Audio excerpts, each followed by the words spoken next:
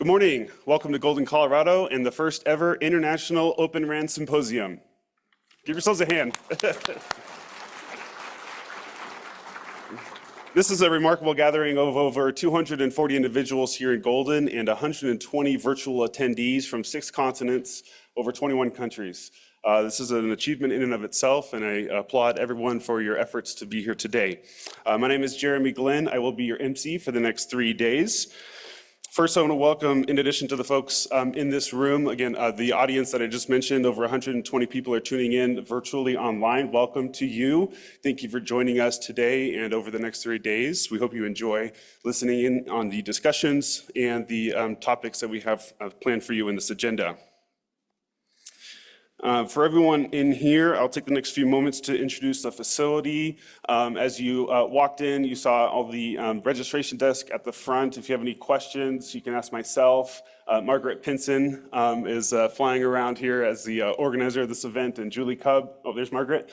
Julie Cubb is on the front desk over there. She's the program lead for ITS. And we are here to host and here to take care of any questions or issues you might have over the next 3 days. So please ask questions if you have them. I was going to talk about the bathrooms and the break rooms. I have not visited them. So we will do that another time. But if you have questions about the facility, please ask someone that I've mentioned already. Also, this is your reminder, just briefly, for those visiting Colorado maybe for the first time or not used to altitude, we are at nearly a mile of elevation here in Golden, or about 1,700 meters. So please remember to drink a lot of water, watch your alcohol, and exercise at this elevation in the thin air. But please do enjoy your time in this beautiful part of our state. Next, I will start the agenda by introducing the hosts of this event and then our first speaker. NTIA's Office of International Affairs, or OIA, is principally responsible for advising the President on international telecommunications and information policy issues. OIA plays an important role in the formulation of international information and communications technology policies and strategies to foster cross-border innovation, expression, and commerce. And this event certainly fits that bill, so I did want to introduce OIA. Also co-leading this event is NTIA's Institute for Telecommunication Sciences. ITS is the Research and Engineering Laboratory of NTIA, an agency of the U.S. Department of Commerce. Our mission is to advance innovation in communications technologies, to inform spectrum and communications policy for the benefit of all stakeholders, and investigate our nation's most pressing telecommunications challenges through research that our employees are proud to deliver. So OIA and ITS of NTIA in the Department of Commerce are proud to host this event with you today. Our first speaker is Sarah Morris. Sarah Morris serves as the Principal Deputy Assistant Secretary and Acting Deputy Administrator for the National Telecommunications and Information Administration. Sarah is a lawyer, nonprofit executive, and recognized communications policy expert. She joined NTIA in March 2022 as the agency's senior advisor for broadband. Prior to NTIA, Sarah was the executive director of New America's Open Technology Institute, where she led the organization's strategic planning, fundraising, and management. Before that, she directed the organization's effort on a broad portfolio of issues, including broadband access and adoption, digital privacy, online consumer protections, and preserving the open internet. Please help me welcome Sarah Morris.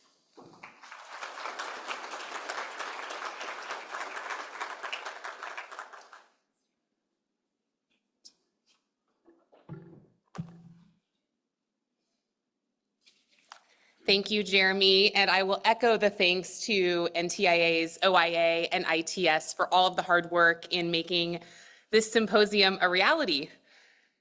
So welcome to everyone on behalf of NTIA. Thank you all for joining us for this first ever International Open RAN Symposium. We are so excited. Yay. And thank you all for joining us in Colorado. I understand that we have over 200 registrants from as far away as Singapore, Germany, Vietnam, Costa Rica. And I promise you that the investment that you made to get here today will be worth it after you see our programming for the next couple of days. Over the next 3 days, you will hear from a wide range of technical experts, market leaders, and global policymakers. We invite you to help directly shape the outcomes of this event and help drive our next steps in accelerating Open RAN deployment around the globe. We stand at an important juncture. There is little doubt remaining that Open RAN will become a major model for network deployment. We've seen clear interest from established and emerging industry players alike, and there's been enthusiasm from an ever-increasing number of global governments. At the same time, we wouldn't be here if there was not more work to be done. That includes facilitating consistent, repeatable Open RAN testing and speeding the pace of commercial scale deployments. As I look around this room, I have no doubt that this group of experts and leaders will achieve these goals based on the collaborations that events like this can unlock. Indeed, one technological North Star has always been the drive towards openness and interoperability. Open RAN promises precisely that broader democratization of innovation in telecommunications. That doesn't mean that progress on Open RAN will proceed along a straight line. It probably won't. Or that new unexpected challenges won't arise. They probably will. What it does mean is that convenings like this one at the International Open RAN Symposium are more timely than ever. We have to take full advantage of the opportunities like this to break down barriers to collaboration and build the international community that is key to the success of Open RAN. At NTIA, we are doing our part through investments in our Wireless Innovation Fund and engaging internationally and bringing that work together through convenings like this. And as we set our sights on that collaboration this week, let me encourage you to take this opportunity to collaborate, to exchange your best big ideas with new partners and stakeholders in these rooms. While we've curated distinct policy and technology tracks, there will still be many opportunities to bring you all together and bring those ideas together and work directly with participants in both. And as this convening demonstrates, public-private dialogue matters. Progress on Open RAN can and should be led by the private sector, but there is undoubtedly a role for government to play in helping ensure that Open RAN delivers on key public policy benefits like supply chain resiliency and security. To that end, I hope that the presence of so many US departments and agencies at this symposium demonstrates that the US will show up when it comes to Open RAN. This participation includes representation from our friends at the Department of State, Department of Homeland Security, Department of Defense, National Institute of Standards and Technology, US International Development Finance Corporation, US Agency for International Development, and the Commercial Law Development Program. And finally, through leadership from the US Department of Commerce, including our next speaker, Deputy Secretary of Commerce, Don Graves. Deputy Secretary Graves is a champion of American innovation. He brings decades of experience in the private sector, government, and nonprofits to the Department of Commerce, including as an entrepreneur. That experience ranges from an executive role at KeyBank to leading domestic and economic policy for then Vice President Biden during the Obama administration. Deputy Secretary Graves is one of the leading voices on Open RAN within the US government writ large.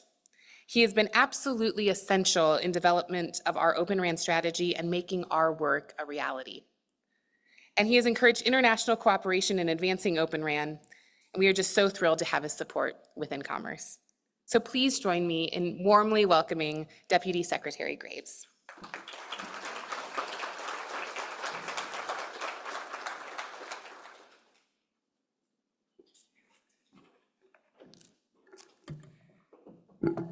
Well, good morning, everyone.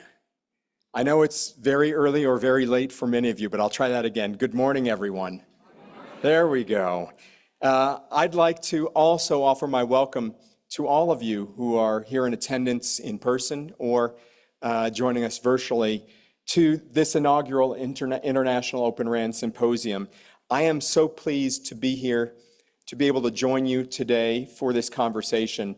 As the Principal Deputy Assistant Secretary said, this is a critically important point in time in the development of Open RAN, and to be here with you all at this very first International Symposium, it gives me a little bit of a chill and gets me so excited.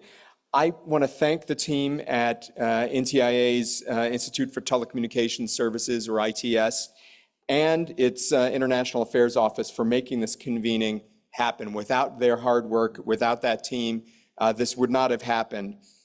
This is the largest convening that the Department of Commerce has ever organized on Open RAN, and the first time that we've brought together policy and technical experts in such a comprehensive way. You all represent the leading companies, the experts, the governments that are helping to make Open RAN truly a reality, making this gathering the center of the universe when it comes to fulfilling what I think we all believe in, is that mission of making Open RAN more widely accepted and fully developed. Now, let me be clear. We at the Department of Commerce and in the Biden-Harris administration remain fully committed to global industry success in deploying Open RAN, understanding the potential that it holds in enhancing the resilience, the security, and innovative potential of our ICT supply chains and our economic and national security. Our Public Wireless Supply Chain Innovation Fund, which is administered by NTIA, represents our long-term commitment to a thriving Open RAN ecosystem within the U.S. and with our partner nations. And I want to emphasize with our partner nations, it's not just about the United States, it's about doing what we do best together, cooperating, collaborating. So as many of you know, the Innovation Fund is a 10-year, $1.5 billion grant program aimed at accelerating open and interoperable networks, wireless innovation, and supply chain resilience. Put simply, we're putting our money where our mouth is. We've already awarded more than $140 million through the fund, and we're now reviewing applications for up to $420 million more from our next round of grants. Even still, we recognize that for Open RAN to achieve global scale and to deliver fully on its expected benefits, it's going to take that international partnership, that ecosystem that I was talking about, of network operators, of vendors, like-minded governments, all working together in close partnership. And that's why I'm so pleased that we're joined at this Open RAN Symposium by the representatives, as Sarah mentioned, from over 21 countries and 6 continents, from governmental officials to academia to industry leaders. It's also why Commerce, in close collaboration with our colleagues at the State Department and other U.S. agencies across government, has put Open RAN, we've done this for a long time, at the heart of our global 5G outreach. In a few minutes, you'll hear from Ambassador Steve Lang from the Department of State, who's the U.S. Coordinator of International Communications and Information Policy.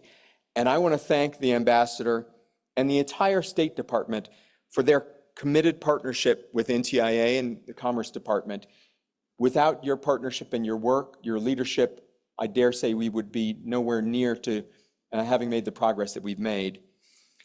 Just last year, we were pleased to join counterparts from the United Kingdom, from Japan, Canada, and Australia in launching the new Global Coalition on Telecommunications, or GCOT.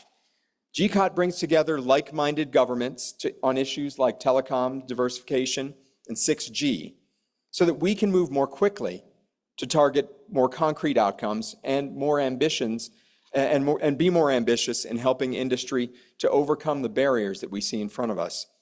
Later this morning, you'll all get to hear from current GCOT members on a panel about international cooperation. And I hope that that session will encourage additional governments to participate in the coalition's ongoing efforts.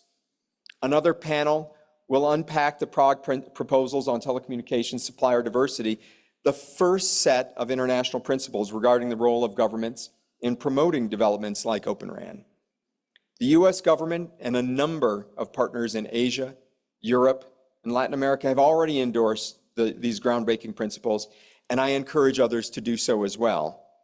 So as you can see, the mission is far-reaching and growing stronger each day, and one thing remains absolutely true. While Open RAN can and should continue to be driven by global industry, by policymakers, by global industry, policymakers also have a critical role to play and a responsibility to uphold in helping to support this mission's success. We need to be able to tackle the obstacles within the ecosystem, and there are still many, to convene the right stakeholders on the right issues at the right moments, and to foster real public-private dialogue so that our individual efforts can add up to something greater than the sum of its parts. So this symposium represents our latest effort to do just that. So I hope that you take full advantage of this unique opportunity by targeting the most impactful, transformative outcomes possible, by working together, collaborating, discussing, sharing concerns, sharing critiques, sharing opportunities. We, the policymakers, want to hear from you. We need to hear from you, because if this is going to work for all of us, we're not going to get it right if you don't tell us where we're not headed in the right direction. We certainly will want to share with you what we see for the future and areas of concern. So once again, I want to thank you all for joining us here in Colorado. And with that, I am very proud to declare this symposium open. And I wish you all an excellent stay in Colorado and continued success in the days ahead. Thank you so much.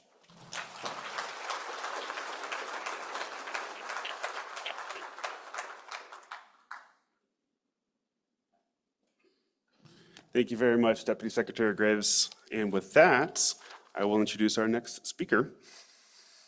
On May 14, 2024, Deputy Assistant Secretary Stephen Lang was confirmed by the U.S. Senate as the U.S. Coordinator for International Communications and Information Policy with the rank of Ambassador.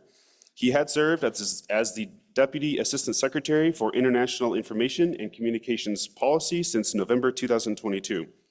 Ambassador Lang previously served as the Minister Counselor for Economic Affairs at U.S. Embassy Tokyo, in the Bureau of Economic and Business Affairs' Office of International Communication and Information Policy, as Director of both the Office of Multilateral Affairs and the Office of Bilateral and Regional Affairs.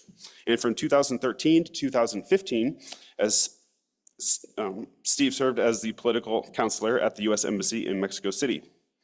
He has also served as Deputy Director of the Office of Chinese and Mongolian Affairs at the Department of State, and as a Senior Analyst in the U.S. Trade Representative's Office of Japan, Korea, and APEC Affairs. Prior tours include the U.S. Consulate General in Guangzhou, China, the American Institute in Taiwan and Taipei, the Bureau of Western Hemisphere Affairs, the U.S. Embassy in Bangkok, and the U.S. Interstate Interests Section in Havana, Cuba. Before joining the State Department, Steve worked as an economist for the Department of Labor and is a graduate of Georgetown University. Please welcome Ambassador Lang.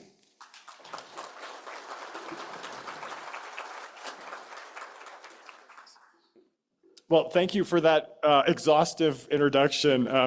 I got to walk down memory lane for my career there, but thank you. Seriously, I appreciate it. And thank you, Deputy Secretary Graves, for those fantastic opening remarks and for the affirmation of the great partnership between the Department of State and the Department of Commerce in promoting Open RAN around the world. And thank you as well for the leadership that the Department of Commerce has shown in convening this first International Open RAN Symposium, but also on the engagement on Open RAN and technology, telecommunications writ large around the world. And in addition, special thanks to our hosts from the National Telecommunications and Information Agency. Thank you for organizing this event. And again, thank you for the great partnership that we have working on these issues together.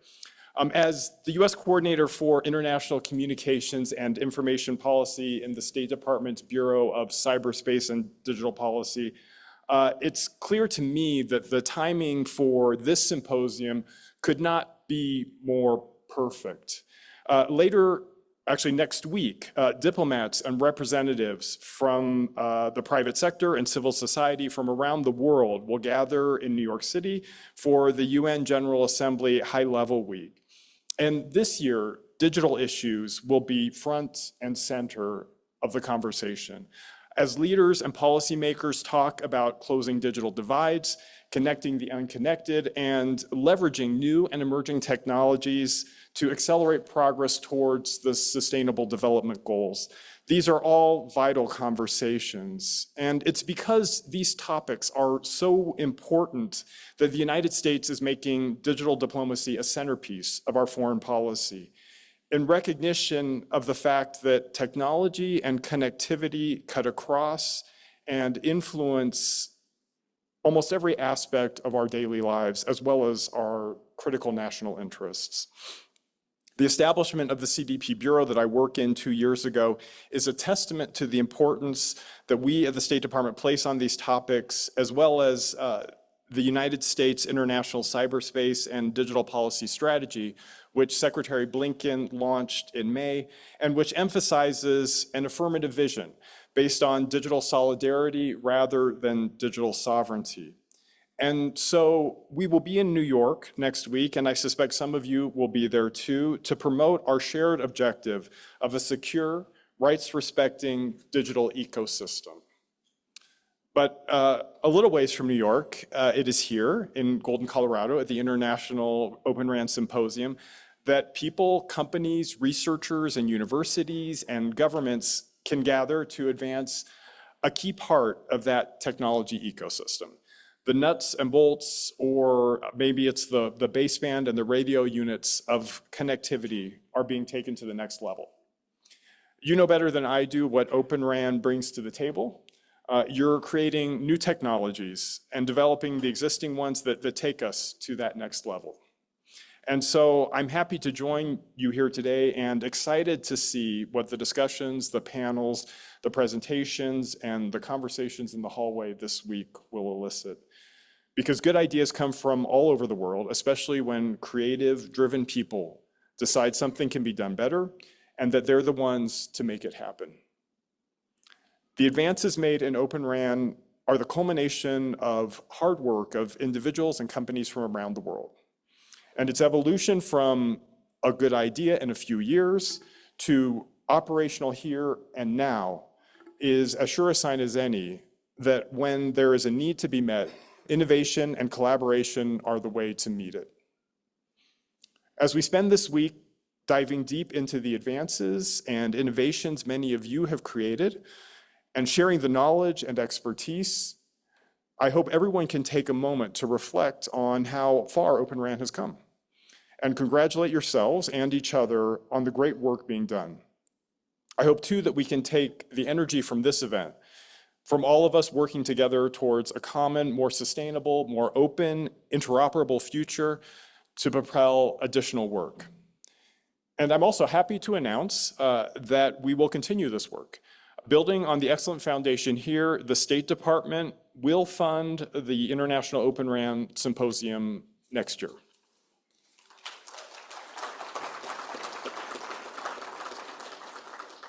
We support the symposium not just because it is a good idea, but because it is a natural extension of our digital diplomacy. Allow me to give you one prominent example of our successful collaboration in Open RAN, specifically the $8 million in joint funding from the United States and Japan, including from Japanese industry, for Philippines Open RAN trials announced at the trilateral US-Japan-Philippines Leader Summit in April of this year.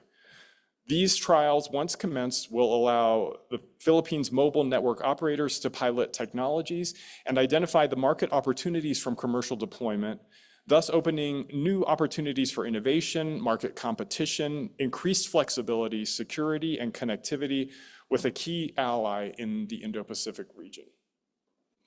Which is why I want to say, if we have already been working with you on projects large and small, on diplomatic outreach, bold and subtle, I thank you. We want to continue this to improve our diplomacy and deepen our relationships. These are complex topics, and it is only through close partnerships that we are able to tackle them. And if we have not yet, we want to work with you. Our door is always open, and it is only by working together that we will be able to address the challenges and seize the opportunities ahead of us. Our goal is to increase the overall market share of trusted technologies, and we can only do that with the partners in this very room. Thank thank you all for joining us this week. Thank you to our hosts for convening this event and providing a platform for us not only to discuss the ways forward, but to celebrate how far we have come. And thank you for bringing us to this point. I look forward to seeing all of you and many more at next year's International Open RAN Symposium. Thank you very much.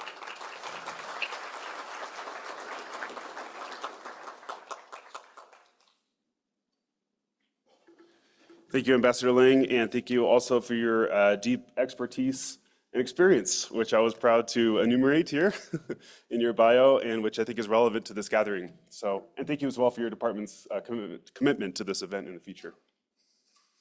Next, we will strive to get back on schedule, but we will hear an overview from Diane Ronaldo of the Open RAN Policy Coalition on what is Open RAN, opportunities, and the role of government. Diane?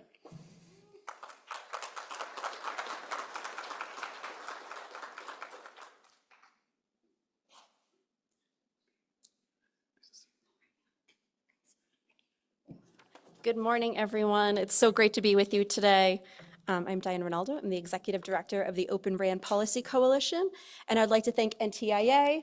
As a former employee of NTIA, it's so great to see so many of my old work colleagues here and to watch the continued good work that they've done over the past 4 years. I plan on giving some open remarks, and then we're going to move to a panel session. So, just on behalf of the coalition, we have 55 members, and I would say over the past year, only one of the new members that have come in is a company from the US. The majority of our members that we are seeing come in are international companies because we understand that this is a global focus and that we need to create global partnerships. So we appreciate events like this where it brings together everyone. We can talk about ideas. It's not just about listening to what I have on paper, but it's also about the side chats at coffee or cocktail party tonight. So I would like to, say that we are, today we stand at the new threshold for 5G and telecommunications as we look towards the future. And there's a growing recognition that the traditional ways of building, operating, and securing networks, they need to evolve. At the heart of this evolution is Open RAN, a transformative approach that has the potential to reshape not only how we think about telecom infrastructure, but also how we foster innovation, competition, and security in this critical sector. But Open RAN isn't just a technical innovation. It's a strategic imperative for governments and industries worldwide. It promises to unlock vendor diversity, drive down costs, and create a more resilient and secure network environment. The question is no longer whether Open RAN will play a role in our future, but how quickly we can harness its potential to benefit societies globally. Governments have a pivotal role to play in this journey by crafting policies, funding innovation, and fostering collaboration. They can help accelerate the deployment and scale of Open RAN in ways that benefits both economies and citizens. Today, I'd like to outline some ideas that we have for how governments can best help get Open RAN off the ground. It's off the ground. We have more than 100 global deployments right now, including DISH, not only the country's largest, but the world's largest global deployment. My apologies, I got in at 1:30 last night. I'm working off little sleep, so don't mind me. But also, these are the things that we've been working with all the governments here in this room since we launched 4 years ago. And also, we want to make sure that we are learning from you, kind of tweaking what needs to be done, and that way we can have a better conversation about how we can work together. First and foremost, I say that we need to create a favorable regulatory environment. It's perhaps the most important way government can help by creating a regulatory environment that encourages competition and innovation. Open RAN is all about openness and interoperability. It breaks away from the closed proprietary systems of the past and allows smaller vendors to compete with established telecom giants. To realize this potential, governments must enact clear and supportive regulations. This means reducing barriers to entry for new market players, promoting interoperability and standards, and ensuring that spectrum policies encourage dynamic usage.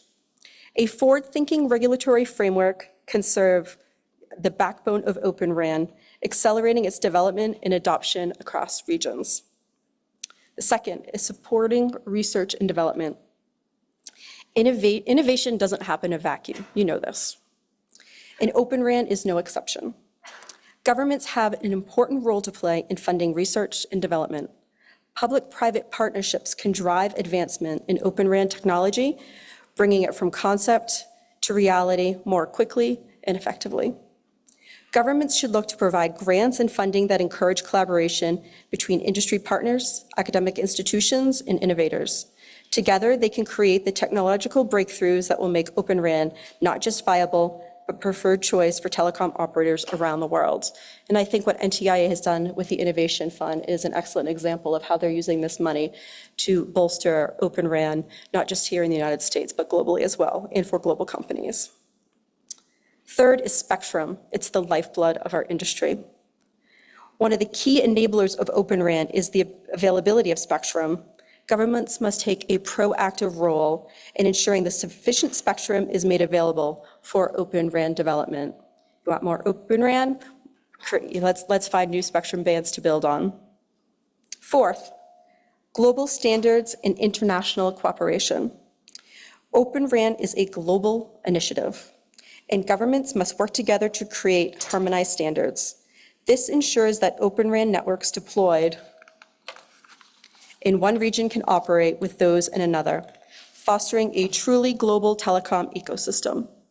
Governments must participate actively in multilateral forums, engaging with international bodies and industry groups to ensure that Open RAN standards are globally recognized and adhered to. This international cooperation will be key to ensuring the success of Open RAN, both individual nations and across the world. 5.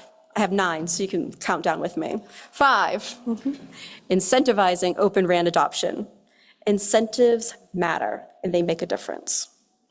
Governments can play a significant role in incentivizing telecom operators to adopt Open RAN technologies. The panel after this is going to be with our operators, so we'll hear from them how it's impacting their business.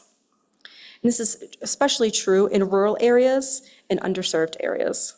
Whether through tax incentives, subsidies, or direct financial support, governments can help de-risk the investments that telecom operators make to transition to Open RAN.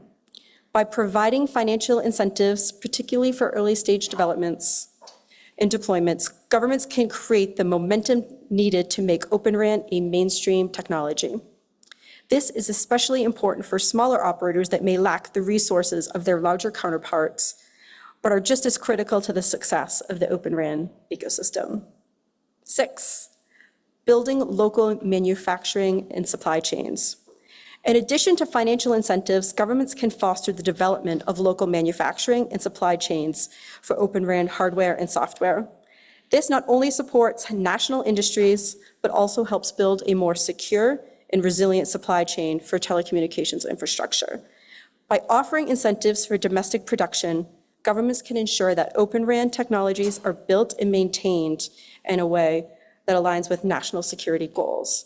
Now, I have to say, when we launched the coalition 4 years ago, I would say this point is what resonated with emerging markets more than anything else. The ability to create a nascent and emerging manufacturing center in their own country. The barrier for telecom has been so high for so long, there was not much of a path forward if you had some great idea. But with Open RAN, we have seen so many additional companies, technology companies that have been around for 100 years that want to get in this space, to startups that find new innovative ways to really take Open RAN to the next level. So it has been really an important talking point for us at the coalition and working with governments. 7, network security and public trust. I'm a cybersecurity person. Security is always going to be in here. Security is a key concern when we talk about telecommunications. As we embrace openness and interoperability, we must also address the challenges that come with it. Governments work closely with industry to develop robust security frameworks for Open RAN and for all telecommunications networks, ensuring that these networks are resilient to emerging threats. That's why these events and information sharing is so critical to everything we do. By fostering transparency and setting clear security standards, government can build public and private trust in Open RAN and telecommunications networks, ensuring that it not only meets performance, but also has the highest standards of network security. Number 8, workforce development and training. This is something, whether it's the United States, Japan, or emerging markets around the world, everyone is grappling with this issue. It is crucial in how governments can help contribute to workforce development in their country. Telecommunications requires a highly skilled workforce with expertise in new technologies and network architectures. Governments can fund training programs and educational initiatives to develop the talent necessary to deploy and maintain Open RAN networks. Building a skilled workforce will not only accelerate Open RAN deployment, but also contribute to long-term economic growth, providing jobs and opportunities in a rapidly evolving telecom sector. 9, at the end. Finally, public-private partnerships will be essential in getting Open RAN off the ground. Government should collaborate with telecom operators, vendors, and industry associations to create a cooperative environment where Open RAN can thrive. And I think the Open RAN Policy Coalition and what we are doing, not only today, but all the events that we've had to this point, is a perfect example of how well the public-private partnerships have worked, and the value that governments and industry both see, considering the turnout we have here. By funding pilot programs and encouraging telecom operators to participate in these early stage deployments, government can help de-risk the process and provide a proof of concept for larger scale Open RAN deployments. These programs can serve as blueprints for future projects, offering valuable lessons on how to scale Open RAN more efficiently. In conclusion, Open RAN presents a unique opportunity for governments to reshape their telecom landscapes, bringing innovation, competition, and security to the forefront. But this won't happen on its own. Governments must take a decisive action to create an environment, foster innovation, and provide financial support to operators willing to adopt this game-changing technology. The promise of Open RAN is immense, but it's up to us to seize the opportunity. By working together, governments, industry, and international bodies can ensure that Open RAN becomes the foundation of a more resilient, secure, and innovative telecom future. Thank you.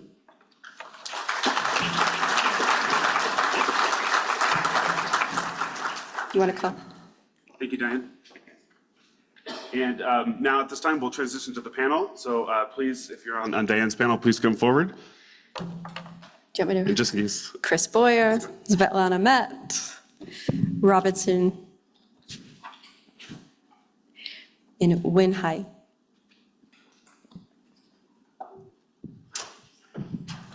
Perfect.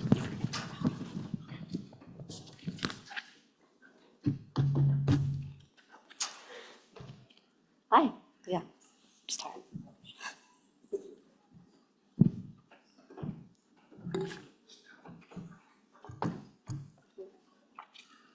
Fantastic. For our panel, thank you so much for taking the time to be with us this morning and be our opening panel. It's incredibly important for us to hear from the operators what you're doing in Open RAN, where your challenges lie, and things that you could use to make transition more efficient and better for you. And you have unique, and we have the United States, we have Taiwan, and we have Vietnam, so very different layouts. So it's good to hear for you individually first, if we could, just a couple of minutes opening remarks about who you are, the company you're with, and just kind of your thoughts off the top on Open RAN and the landscape you're looking at. So Chris, how about we start with you and we'll work our way down. Sure. Chris Boyer, I'm with AT&T. I'm a VP for Global Security and Technology Policy there. I work very closely with AT&T's Technology Services Organization that handles our whole wireless RAN strategy, and I'm also the chairman of the Open RAN Policy Coalition, so work very closely with Diane and many of the members that are here in the audience today. I would say my overall perspective on Open RAN has been the same going back several years now, is that it's a great opportunity for us to really break lock-in and diversify the supply chain. That was the original thing that we talked a lot about with Open RAN, was like, how do we create momentum around an environment where we had a multi-vendor environment where as an operator, we could pick best-of-breed suppliers. That was the goal 4 or 5 years ago, and that continues to be still the goal today. And we're making some progress, albeit maybe not as fast as some folks may like, but I think we're making progress in that direction. And so I still feel very strongly that Open RAN is going to be kind of the fundamental network architecture that we're going to see in wireless, by the end of the decade. Good morning, everyone. My name is Svetlana Ma, and I am Director of Public Policy at EchoStar, which is the parent company of Dish. And very glad to be joining you all today. Also excited that the symposium is occurring right near our headquarters, which is right outside of Denver. So really glad to have this happen here today.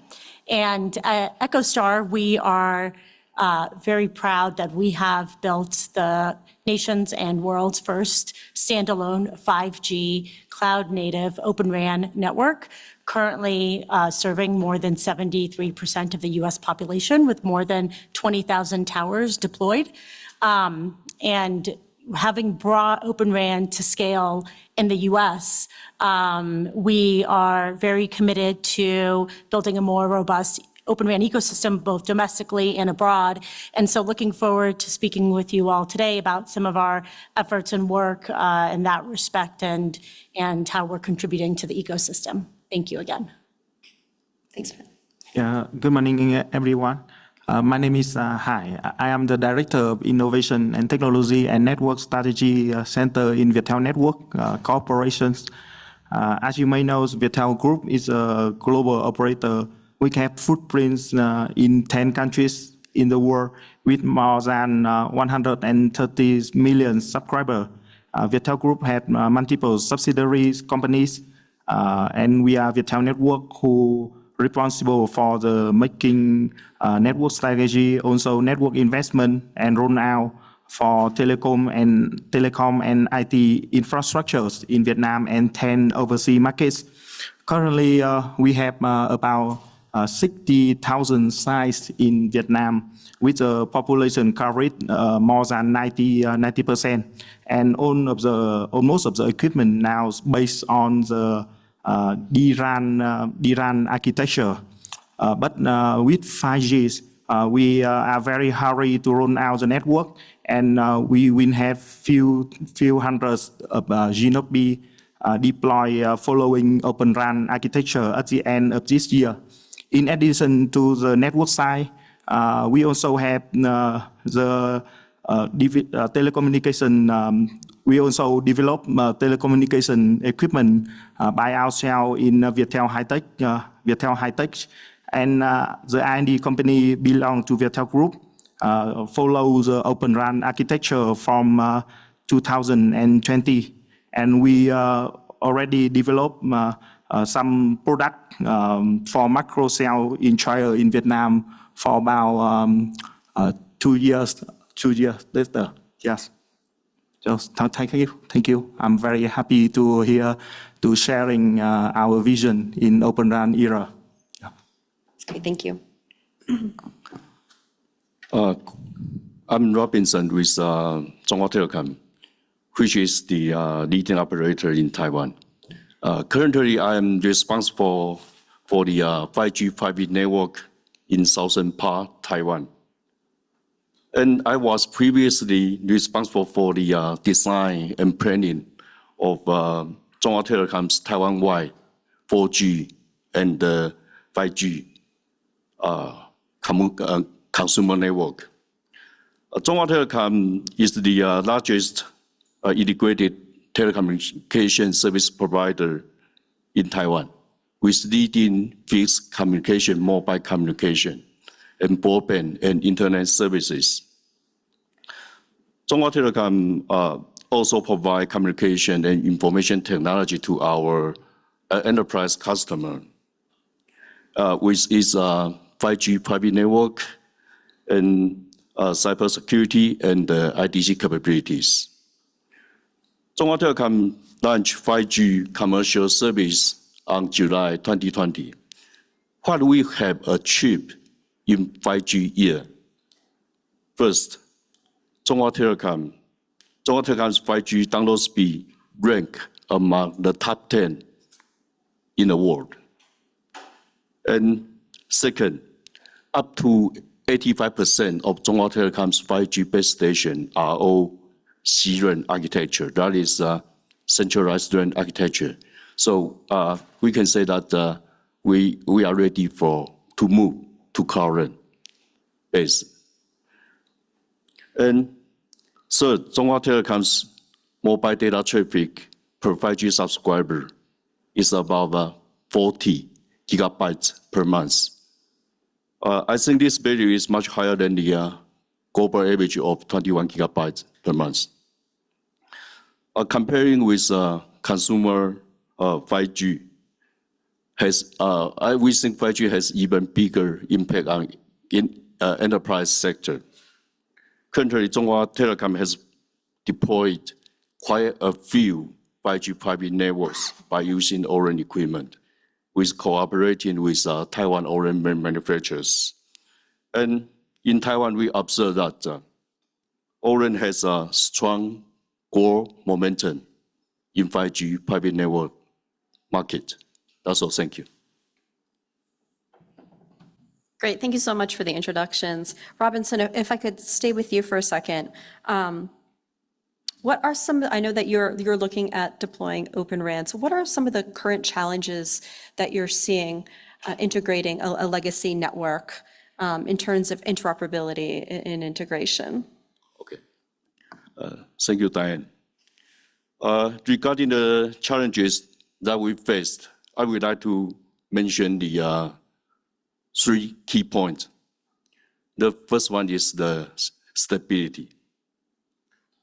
Stability is the most important consideration for public network system.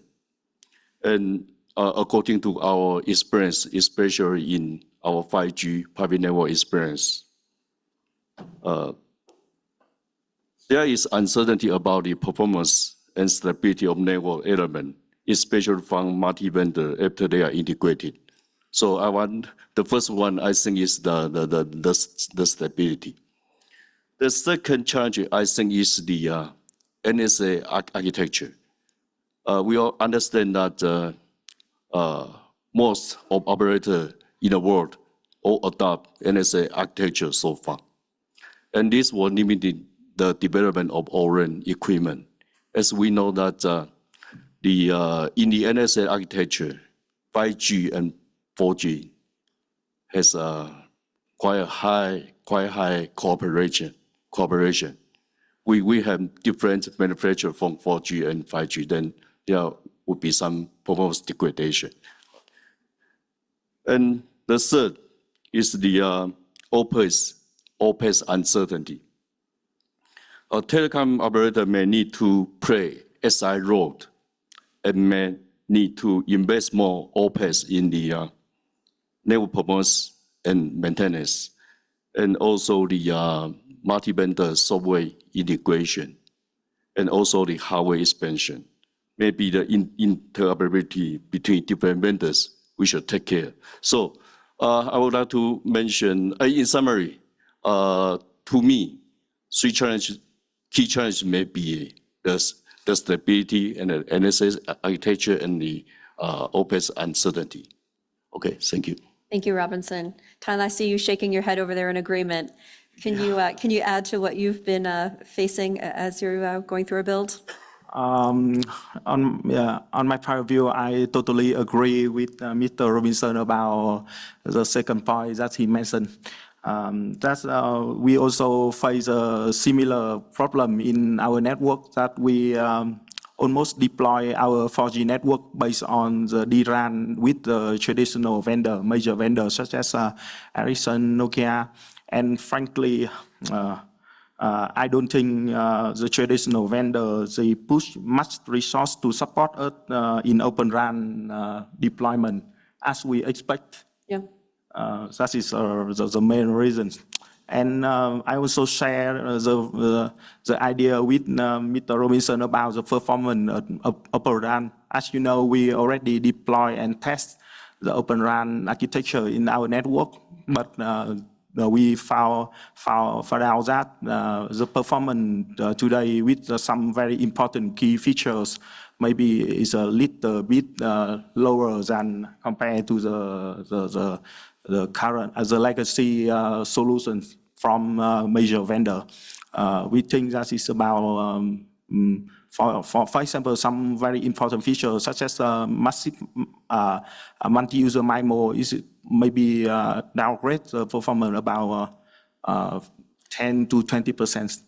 Yeah, that is the second barrier for the Open RAN deployment currently. Yeah. Good, thank you for sharing that. So Chris, we've been working on Chris is also board chair of the Open RAN Policy Coalition. He hired me into this position, so we've been working since day one. But AT&T is a 100-year-old company? More than that. More than that. So you have product, you have copper, you have DSL, you are the legacy network. But you're excited about innovation that Open RAN brings. You have been the staunch supporter of Open RAN. How are you balancing the innovation with kind of your legacy network? How do you see this play out for AT&T? Well, one of the big priorities at AT&T, this really dates back several years, has been transforming our network from kind of the legacy networks that you're talking about to a more modern network architecture. And so Open RAN to me is just a natural extension of those efforts. So it goes back to 2013 timeframe when we announced that we were going to be moving 75% of the network to being software defined. We also made a major effort starting in the late 2010s to migrate towards what we call network cloud. So a lot of our network actually runs on cloud infrastructure. That started with us basically building out cloud infrastructure on our own, leveraging our data center assets, but that's now really part of what is now called the Microsoft Azure for Operators product suite. So really we were moving towards software-defined networking, moving more towards the cloud, and now Open RAN is just a natural extension of that. So we've kind of taken the core network, we've taken the kind of what we traditionally would call like an inter-office transport network and taken it all the way out to the RAN. The RAN is the last major component of the network that's moving more in that cloud and software-defined direction. It's probably the most complicated because it involves radios and frequencies, and so there's a lot of challenges with doing that in the RAN in particular. But I feel like we're making a lot of progress there, and so Open RAN to me is that continuous journey that we're making to transform our network to a more modern network. And the real challenge for us is figuring out, I think the question you asked a minute ago, Diane, about how do we integrate, Open RAN equipment with our incumbent vendors, and I'm happy to talk about a little bit more on one of the other questions, but a recent announcement that we did with Ericsson late last year is kind of part of that equation of like, how do we create a platform where we can bring additional suppliers in to start building out a more diverse ecosystem in our RAN environment. It's great. And just because he hired me doesn't mean I give him softball questions. Don't worry. Sven, if I can take it to you, we're talking about legacy networks. Dish is a greenfield build, but you had to build everything from scratch and all the partnerships that you've created. Dish actually has one of my most favorite stats. You have 90+ vendors that you've brought together to build out the nationwide network. Can you talk a little bit about leveraging these partnerships and stakeholders to develop the Open RAN network? Absolutely. And so having done this, and I think one other thing, I gave a little overview of our network and our build, but we did this all during the pandemic and under 3 years. And that I think really is a testament to Open RAN. We would not have been able to deploy a network of this size and coverage within that amount of time had it not been for Open RAN.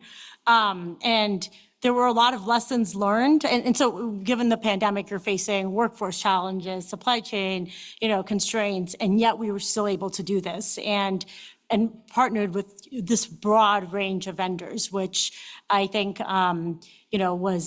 was a very collaborative effort with many lessons learned. And so through all the lessons that we've learned and the expertise that we've gained, we're very eager to contribute that to also building a more robust Open RAN ecosystem. And one of the ways that we are doing that and our vision for that is by establishing this Open RAN Center for Integration and Deployment, or ORCID.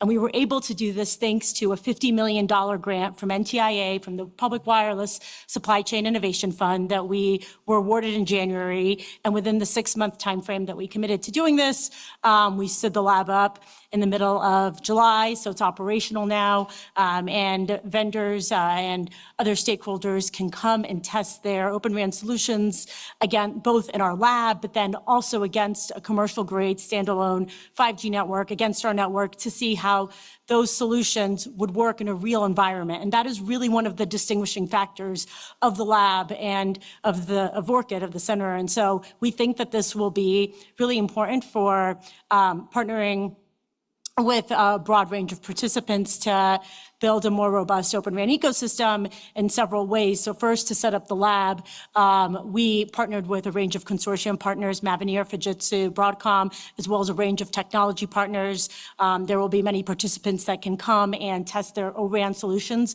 both domestically and abroad, and you don't have to physically actually come there. You can, you can submit your solution remotely. And thirdly, we are also really eager to partner with other labs around the world and find ways that we can collaborate. So I think that through all of these different ways, we hope that we can continue to leverage our expertise and continue to collaborate to further the Open RAN ecosystem. That's great, thank you. And maybe, Ty, if I could send it to you next, and a variation of the same question, talk a little bit about the partnerships, the different companies that you're working with.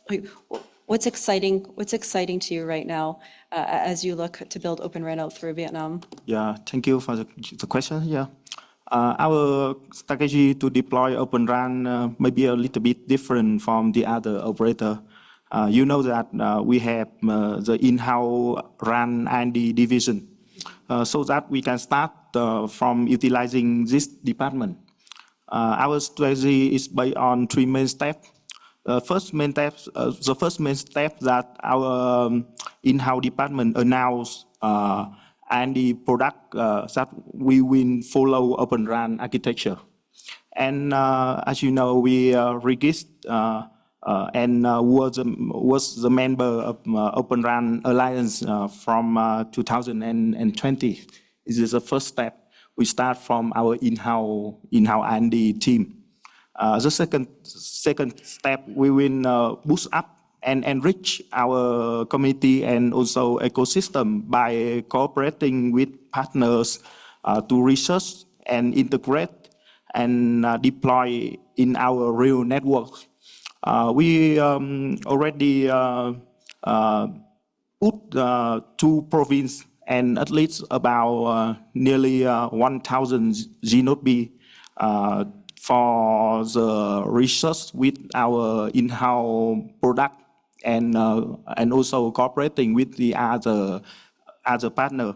And hopefully my colleagues from Viettel High Tech will have an opportunity in this morning, in this afternoon sessions to introduce and we welcome all of the other partners to come with us to research and also test with our real traffic in 5G is the second step. And finally, the last step, when we success with integrate multiple partners in our network, we understand the appropriate Open RAN partner and detailed technical specifications for Open RAN.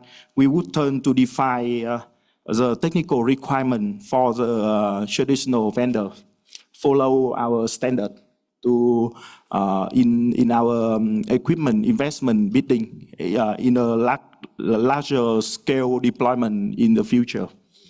This is the last step to to request the major vendors such as Ericsson and Nokia support us in Open RAN deployment. Yeah. It's fantastic. So the next question I think is incredibly important for the audience to hear, and it's about what key metrics are being used to evaluate Open RAN. So Robinson, I'm not sure, actually I would like to open it up to the entire panel, just metrics, like what well, how do we measure success? How do we measure advancement in Open RAN? So, Robin, see if you want to start, or if somebody else would like to take it. I'm interested to hear what you all have comments about. Regarding the metrics, as I have mentioned, Zhonghua Telecom has deployed many 5G private network cases by using ORAN technologies. From these 5G private network cases, we understand that stability, reliability, and mobility may be the key issues.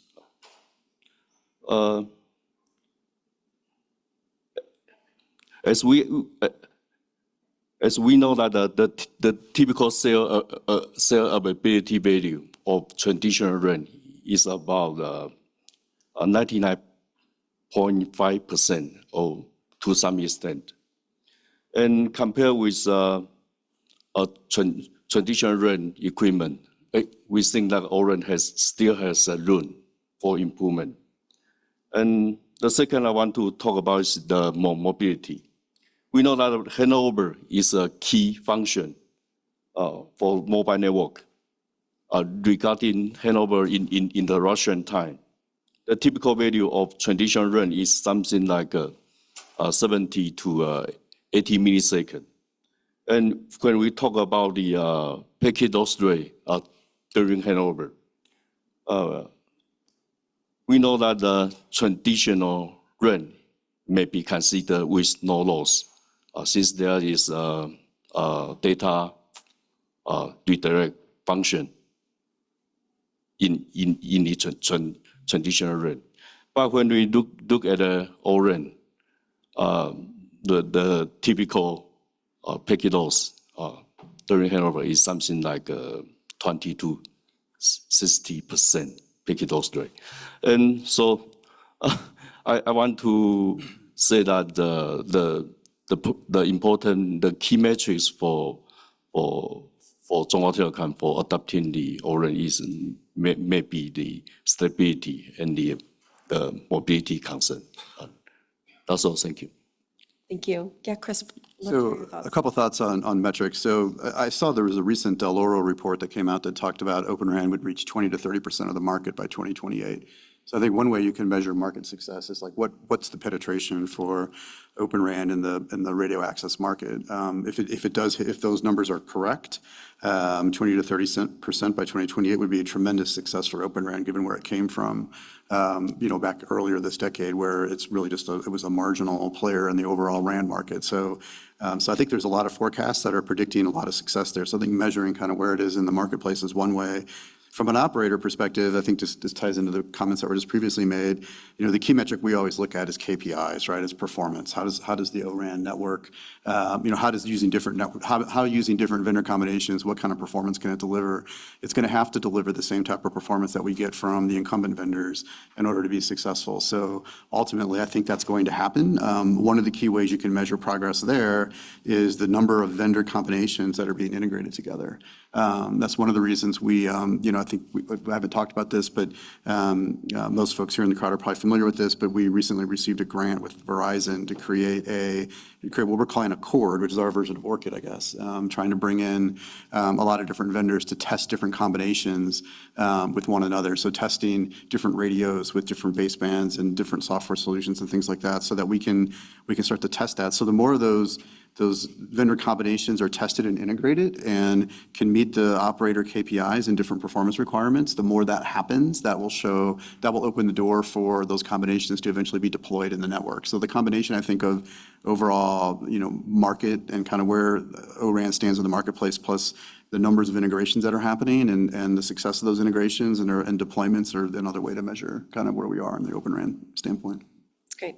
Svet, would you like to add to it? Yeah, just something to add, I guess, from the EchoStar perspective is our network is certified by 3 major device manufacturers, Apple, Samsung, Motorola. And we actually think that that metric itself is a real testament to the success of Open RAN and the robustness of the network. And so just something to share with the group as well. That's a great reminder. So we have 8 minutes left, and if you've ever attended one of my weekly meetings, you know I like to keep the trains on time. So I'm going to get everyone back on track. I have one more question that I think is incredibly important for the audience to hear, and then I have a surprise question for our panel. So we have 21 governments here today. They are a captive audience, our operator panelists. And we know that they are here because they want to see Open RAN succeed. So if you had a magic wand, what can governments do to help bring Open RAN to scale? I'll start with Chris, and we'll go down the line. So I'll give you two thoughts. Domestically, the biggest thing there is, well, obviously, continued support from the Wireless Innovation Fund is a big part of it because that's allowing us to do a lot of these integration testing and looking at new technologies. Both the first NOFO and the second NOFO have proven out to be, I think, extremely successful. We'll see what grants are awarded in NOFO 2, but I think it is providing a good funding basis for a lot of the integrations between vendors and suppliers and operators to happen. So I think that is continuing to do that is one thing. But the two things I was going to mention are obviously for us, it's spectrum. Diane talked about it earlier. We have some friends here from DoD in the audience. There's been an ongoing debate about spectrum going on for, I don't know, however, I think for like 5 years now or something like that. But at the end of the day, there needs to be a reason to put new radios in the network. Having more new spectrum that we have to put new radios up for is an obvious reason to deploy different equipment. And for AT&T, Open RAN suppliers would obviously be part of that equation if and when that comes to fruition. So spectrum's one. I think internationally, providing government support and funding for deployments is actually something that could be very useful. We've had a lot of discussions on the Open RAN Policy Coalition about the Ex-Im Bank and the DFC and different other programs that are out there that can help with that. I think those types of efforts also are very important because they can help us get Open RAN technology deployed, especially in parts of the world that may not have the resources that we may have here domestically in the US. Great. Svet, love your thoughts. I think that first, government support and incentives has been mentioned, and as you mentioned in your remarks, Diane, is really, really critical. And the Innovation Fund, we think, is a really good example, something that other governments can also look to. And secondly, government's own adoption of Open RAN technology is really important, and that would be such a strong testament to government's support for Open RAN. So any opportunities for procurement and government's own use of technology is something that we would really like to continue to see. Great. Tyne? Yeah,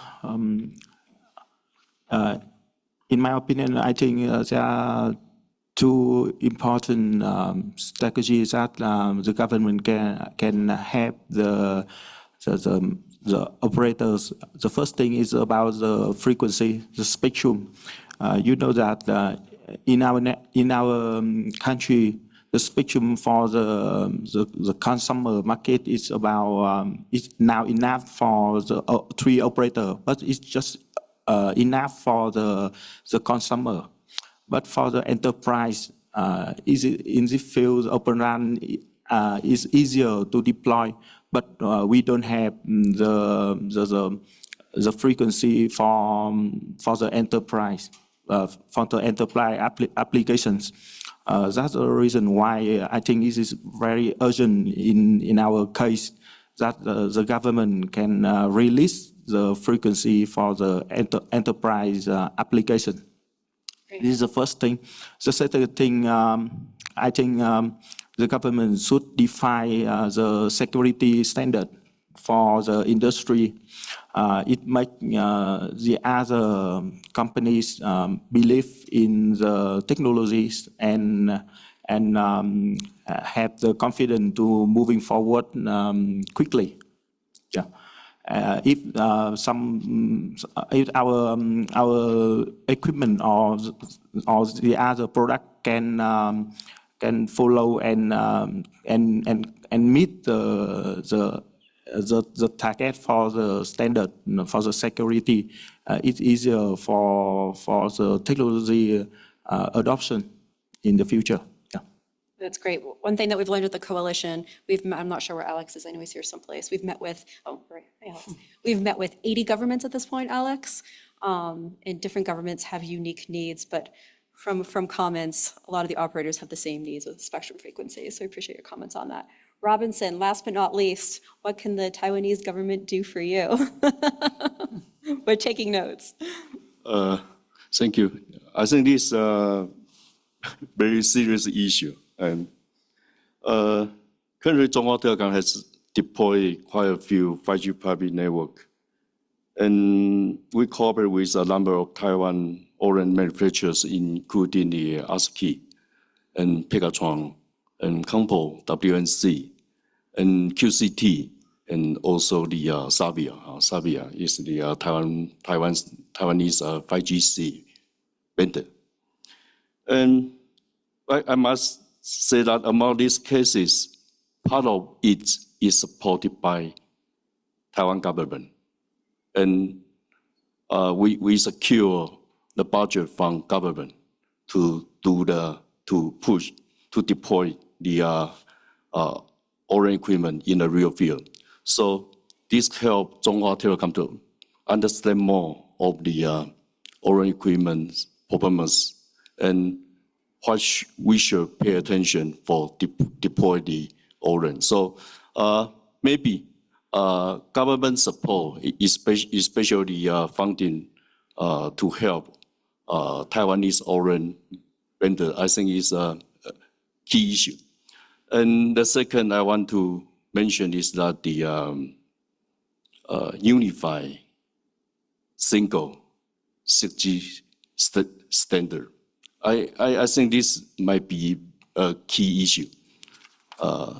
Government may push, but may not play a key role, but may push. As we know that ORAN, in the long term, ORAN may be success in 6G year. And we think that a clear work spree between the 3GPP and ORAN Alliance could be a very important factor for ORAN to success in long term. For example, the automation, the AI ML function, now ORAN is talking about. And how about 3GPP? 3GPP still want to talk about these issues. And when 3GPP and ORAN Alliance have duplicate standards, then what will happen? I think it will fragment the ORAN ecosystem. So I think there's many research institutes that provide the prediction about 20 to 30% RAN market will be ORAN in the 2028 or 2030. This will close to the 6G year. And when it's 6G, in the 6G, we don't have unified standardization. There are 3GPP and ORAN Alliance do the duplicate work. What will happen? So I think maybe government can push to push a unified 6G standard. I think it's a long-term successful. I think it's a key for ORAN to be long-term successful. That's all. Thanks, Robinson. All right, one final surprise question. I was incredibly excited to hear Ambassador Lang say that he will be taking the helm. And so this is the inaugural symposium, and that we will now have future symposiums to look forward to. So I need a one-word response. Robinson, we'll start with you. Where should they hold the next Open RAN symposium? Loaded question.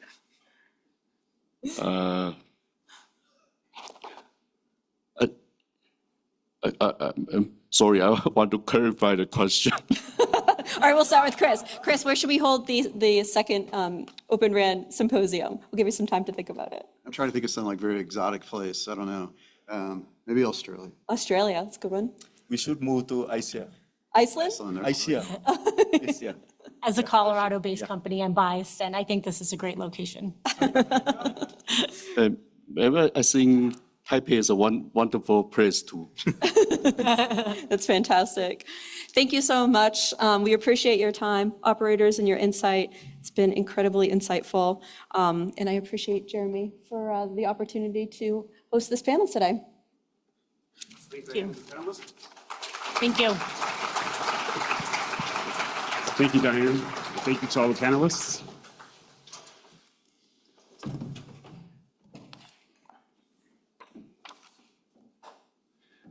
All right, and we will transition now to our first spotlight. This spotlight is NTT Docomo's Global Open RAN Progress by Hiroki Kuriyama, President and CEO of NTT Docomo Global Incorporated. And I will just say one note before you take the podium, sir. For all the speakers, to keep on schedule, we just have a couple sheets of paper. So as you're up here speaking, and as you get to the end of your session, you have 3 minutes remaining. Raj here, my assistant in the front row, will raise up the yellow paper for 3-minute warning, and then the red paper when it's the end of your session. That'll help us keep on schedule. Please help me welcome Spotlight, NTT Docomo.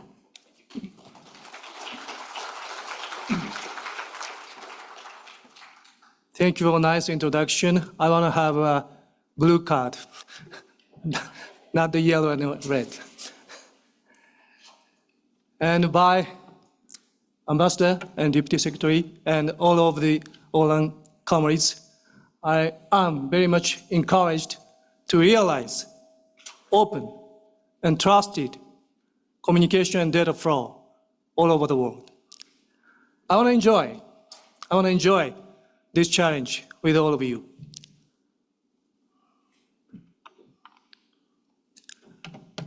I am Hiroki Kuriyama. Call me Hiroki, President and CEO of NTT Docomo Global. I was educated in Japan and in the United States. And I have a global business experience, not only telecommunications, but also digital services. NTT Docomo Global, my company, has 3 business domains, which are digital services, digital and data platform, including Web3, and connectivity enabling solution. Open RAN is our core value proposition of the solution. We have been a leader of Open RAN commercial network.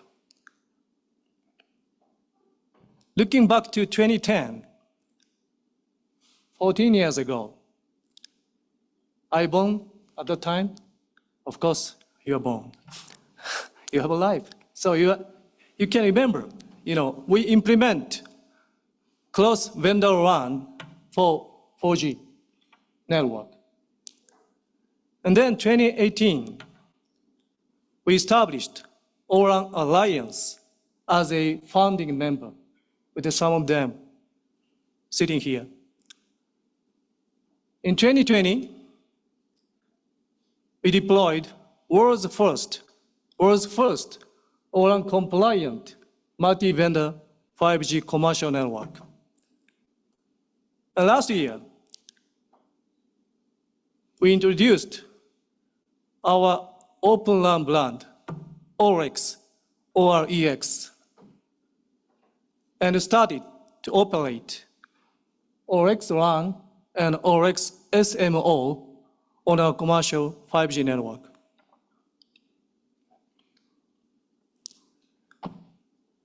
We are leader of Open RAN business development. We share Open Lab. There is a virtualized base stations with equipment supplied by multiple ORX partners to verify the effectiveness of Open RAN. Major telecom companies from Latin America, Asia, and EMEA joins this lab.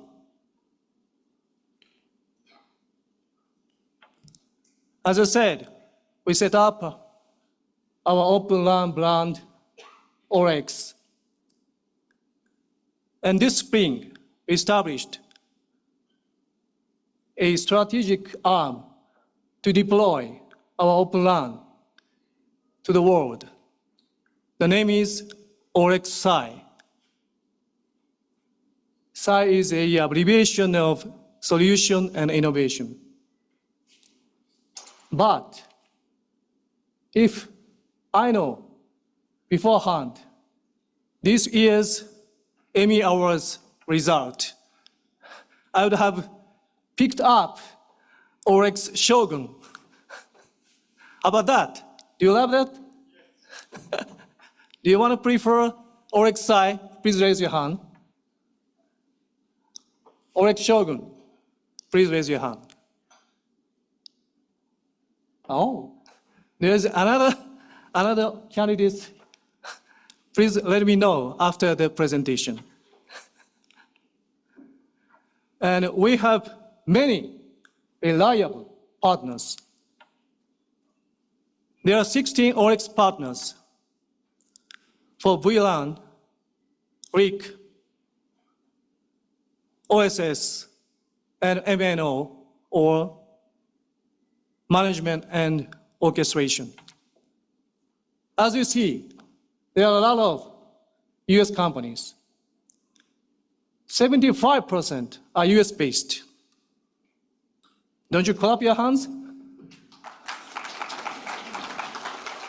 Thank you so much. And there are 7 open ORX RU partners. Oh, and 9, oh, this is 7 is wrong, maybe. I can see 9 ORX delivery partners.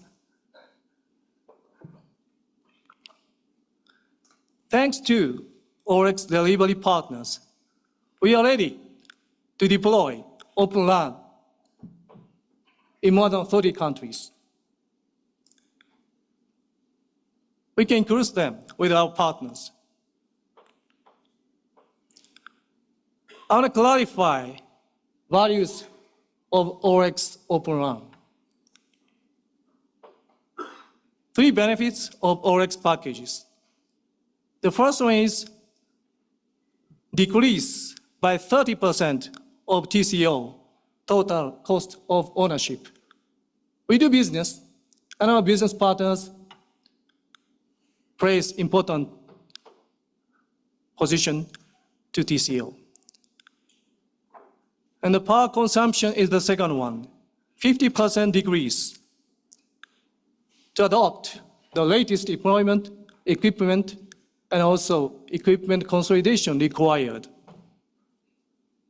The third one is a network design and operation through automation. This chart shows a uniqueness of ORX SCI. We deliver multi-vendor integration based on our historic expertise and experiences. And we can be tailored to the needs of brownfield clients as well as greenfield clients.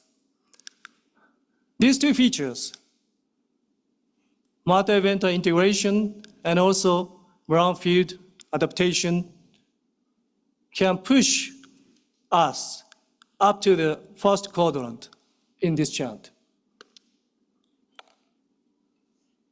This also shows the uniqueness of ORX. We can deliver the flexibility, at the same time, simple operations. ORX is a combination of multi-vendor hardware and software, but we can customize and do offer prepackaged solution to operators.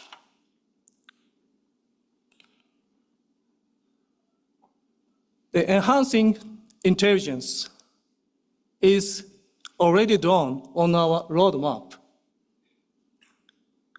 It expands from automation of cell setting and to optimization of network design and network coverage and capacity. And then to optimization of devices on mobility control and also service quality assurance. So we can support not only for cost reduction, but also increase of your user experience.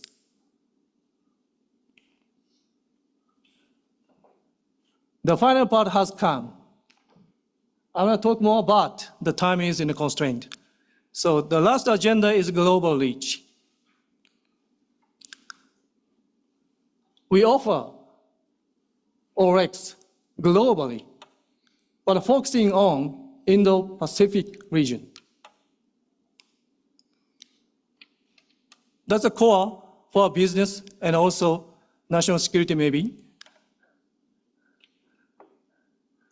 And we wanna support abbreviation of supply chain risk and support capacity building and accelerate digitalization of open infrastructure there.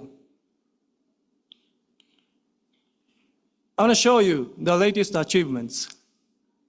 One is Entel in Peru. Entel is committed to a paradigm shift in telecom infrastructure. They expect us to bring more efficient, more accessible, and much more agile network to the country. Another one is StarHub, based in Singapore. StarHub is thrilled to be the first to bring Open LAN to the market, and they appreciate our flexibility and customizability.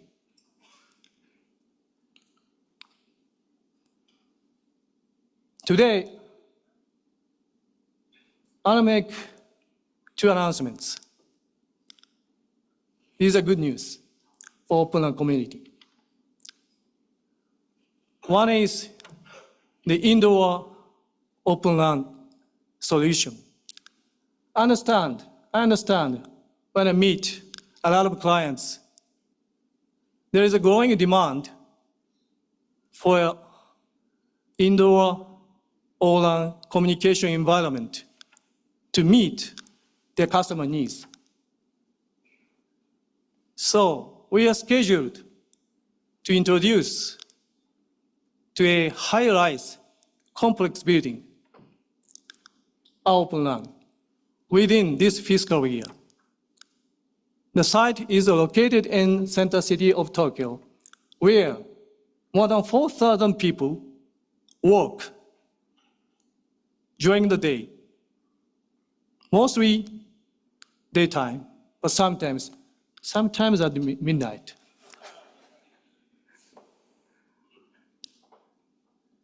And another news is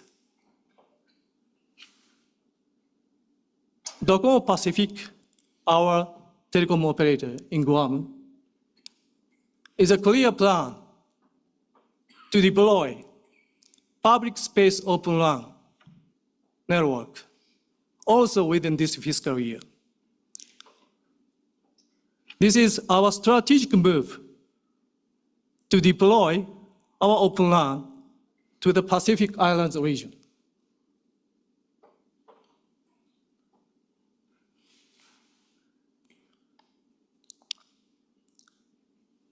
The accord was awarded $42.3 million Department of Commerce NTIA grant. I really appreciate the support from the US government. I expect this goes on.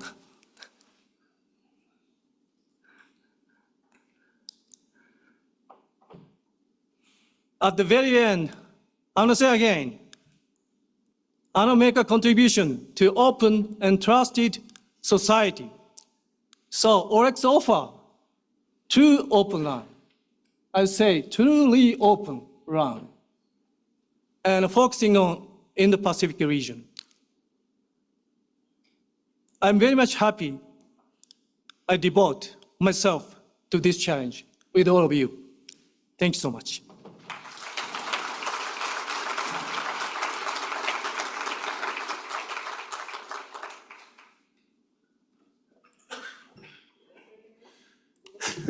Thank you very much, Shivoki.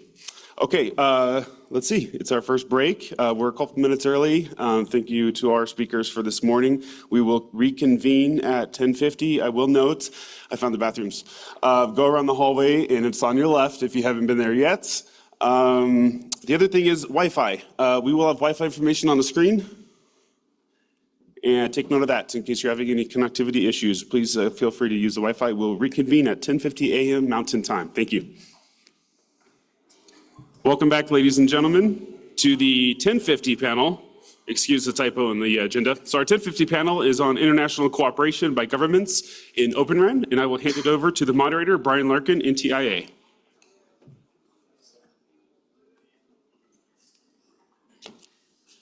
Thank you so much, Jeremy, and thank you all for being here. Welcome to our panel on international cooperation by governments in Open RAN. As you heard, my name is Brian Larkin, and I'm with NTIA's Office of International Affairs. We have a great group of panelists who've traveled from all over the world to talk about their cooperation with the U.S. government and with one another to help industry overcome barriers to Open RAN success. So I'll just briefly introduce them.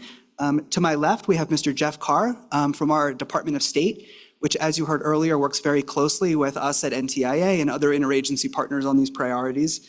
Jeff is gamely stepping in for our Canadian government colleague who unfortunately got caught up in some flight delays. So thank you, Jeff, for that. Next to Jeff, we have Mr. Tom Rumbelow from the Department for Science, Innovation, and Technology in the United Kingdom. Next to Tom, we have Mr. Alex Weber from the Department of Home Affairs in Australia. And then finally, at the end, we have Mr. Shinya Shimada from the Ministry of Internal Affairs and Communications in Japan. So thank you, gentlemen, all for being here. So the way I'm going to approach this panel is initially to provide some sort of high-level framing remarks for the discussion we're going to have. Then we'll try to do about 30 minutes of discussion between and among the panelists and leave about 10 minutes at the end for Q&A. As you've already heard, I think from multiple senior U.S. government officials, international cooperation is something that we really view as central to the success of Open RAN, and also from the public policy perspective to the sort of fulfillment of the various expected benefits in terms of supply chain resiliency and things like that. And that reflects a fundamental reality that I think we're all already broadly tracking. But just to sum it up, telecom supply chains and also equipment markets in this sector are highly globalized, and economies of scale from kind of cross-border markets will be critical to Open RAN and really to any sort of telecommunications innovation in 2024. So as you've heard, the US government has really made international cooperation and engagement central to our efforts to promote and advance Open RAN. Where I sit at NTIA, we've done that in a number of ways. The Office of International Affairs, for example, has raised this as a priority issue for cooperation among governments in virtually every international group and forum that we participate in, from really high-level ones like the Group of Seven to various others like APEC, the Quad, and some others that you'll hear about today. But I also want to acknowledge our Institute for Telecommunication Sciences, which is helping to put on this event and has really moved the ball forward in terms of international testing, both here at the Symposium, but also through various other conferences and events. And our Public Wireless Supply Chain Innovation Fund, which is really the key domestic intervention that NTIA is driving on Open RAN, has been and remains open to international participation, which we think is really central, as I've said. But it's not just us. The State Department, where Jeff and Ambassador Lang work, has launched a series of very innovative Open RAN roadshow engagements around the world and executed very successfully on those. Our colleagues at the U.S. Agency for International Development have launched an Asia Open RAN Academy to really elevate the technical capacity to engage with Open RAN, and so on and so forth. Many of the initiatives I've just described have benefited from engagement and partnership with the governments on the stage here. I think in some cases, our sort of international focus tends to be initial awareness raising or explaining to other governments that aren't quite as engaged on Open RAN yet why they should be. But with some governments, we're able to go further and to target much more concrete, impactful collaboration. in advancing Open RAN and coordination in promoting it. And that's really what this panel is all about. We've assembled governments that have been some of the United States' closest partners on these issues, both bilaterally and through different organizations that we're all part of, to talk about how we're doing that, what we're prioritizing as we do, and what the future kind of looks like as we look ahead. We're also going to dive deeper on one exciting newer mechanism that our friends in the United Kingdom launched last year to help us all kind of move faster and be more concrete in sort of the interventions and the support we provide. That said, I know, especially for some of our technical track attendees, that it might be new information or newer information that governments are so actively engaged in what we always say is a private sector-led innovation. So the very first prompt or kind of discussion question that I'm going to share with the group is really just if you could please tell us about your government's engagement with Open RAN, including both your domestic activities and your sort of key international outreach and partnership efforts to date. So we'll hear from everyone on that question, but I want to start with Alex from Australia. Thanks, Brian. Firstly, just a big thank you to my NTIA colleagues and broader US government colleagues for the invitation today. It's great to be on this panel with so many great experts from across international governments. Firstly, as an introduction for myself, Alex Webber from the Australian Government Department of Home Affairs. My role specifically in the telecommunications landscape within the Australian context is considering the strategic policy in relation to critical and emerging technology with a focus on telecommunications networks. That forms a broader effort on critical and emerging technology in the Home Affairs context with a huge focus on security.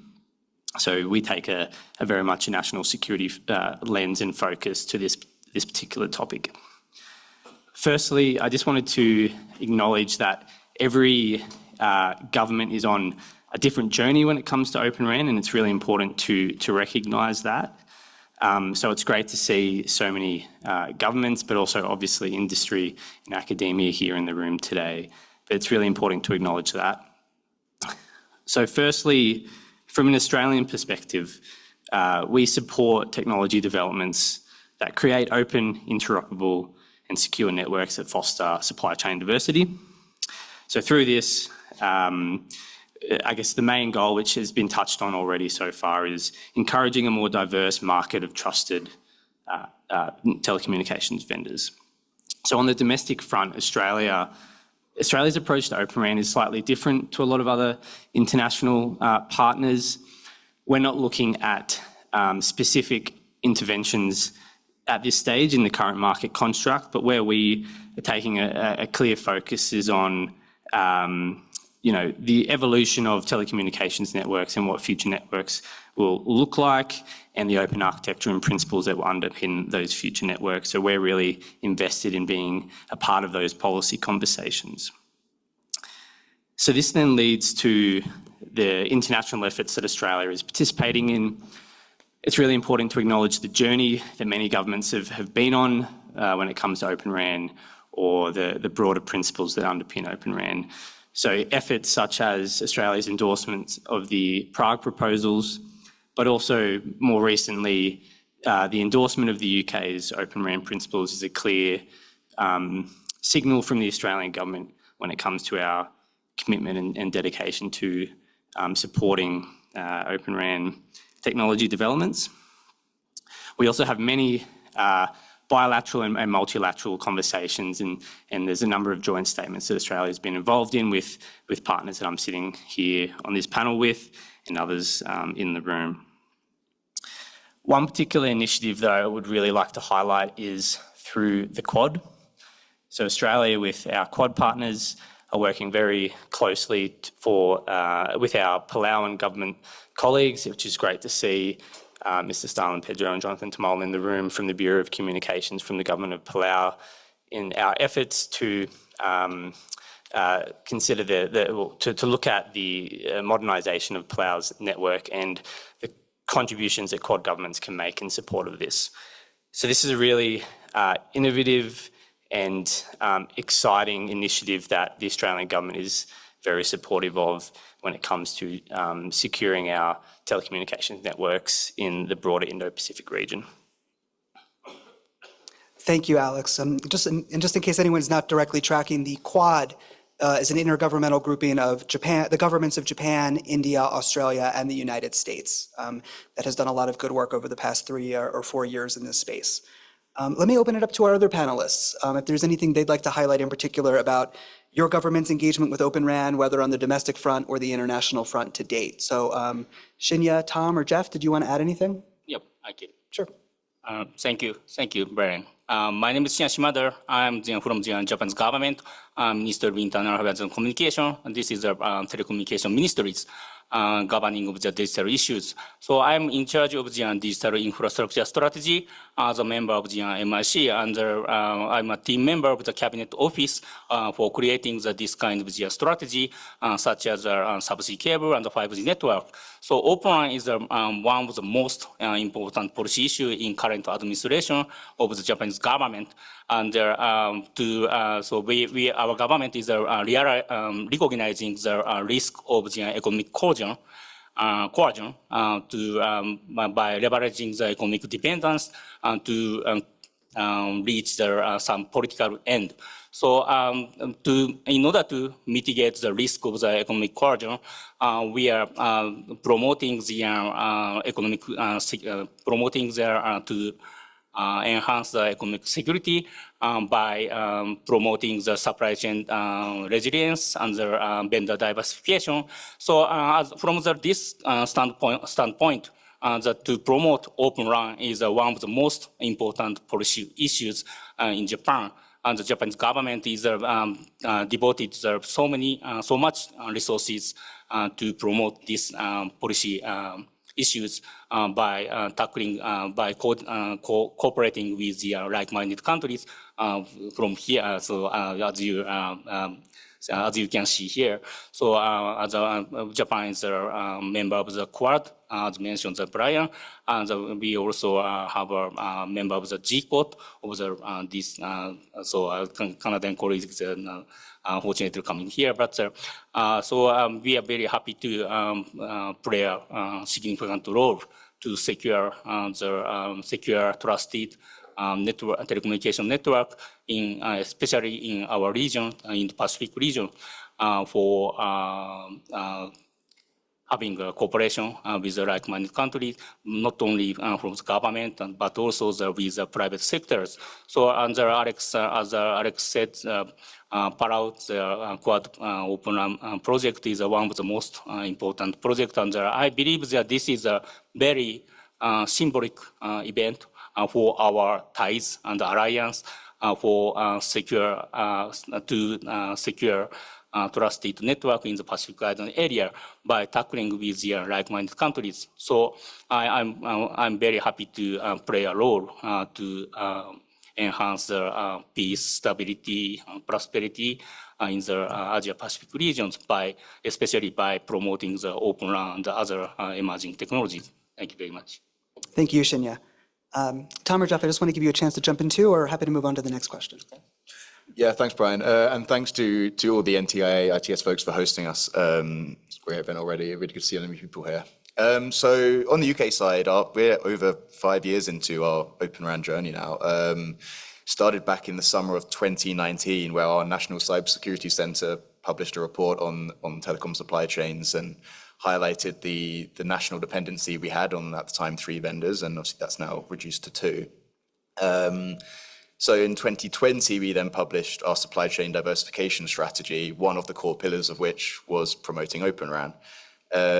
Since then, we've done over £250 million of R&D investment across the entire TRL spectrum, from early stage research to lab facilities, and we'll hear from my colleagues at Sonic Labs later on today, through to live deployments and trials as well. So we've covered the whole spectrum there, and really pleased how that's going with dozens of partners from across industry and academia.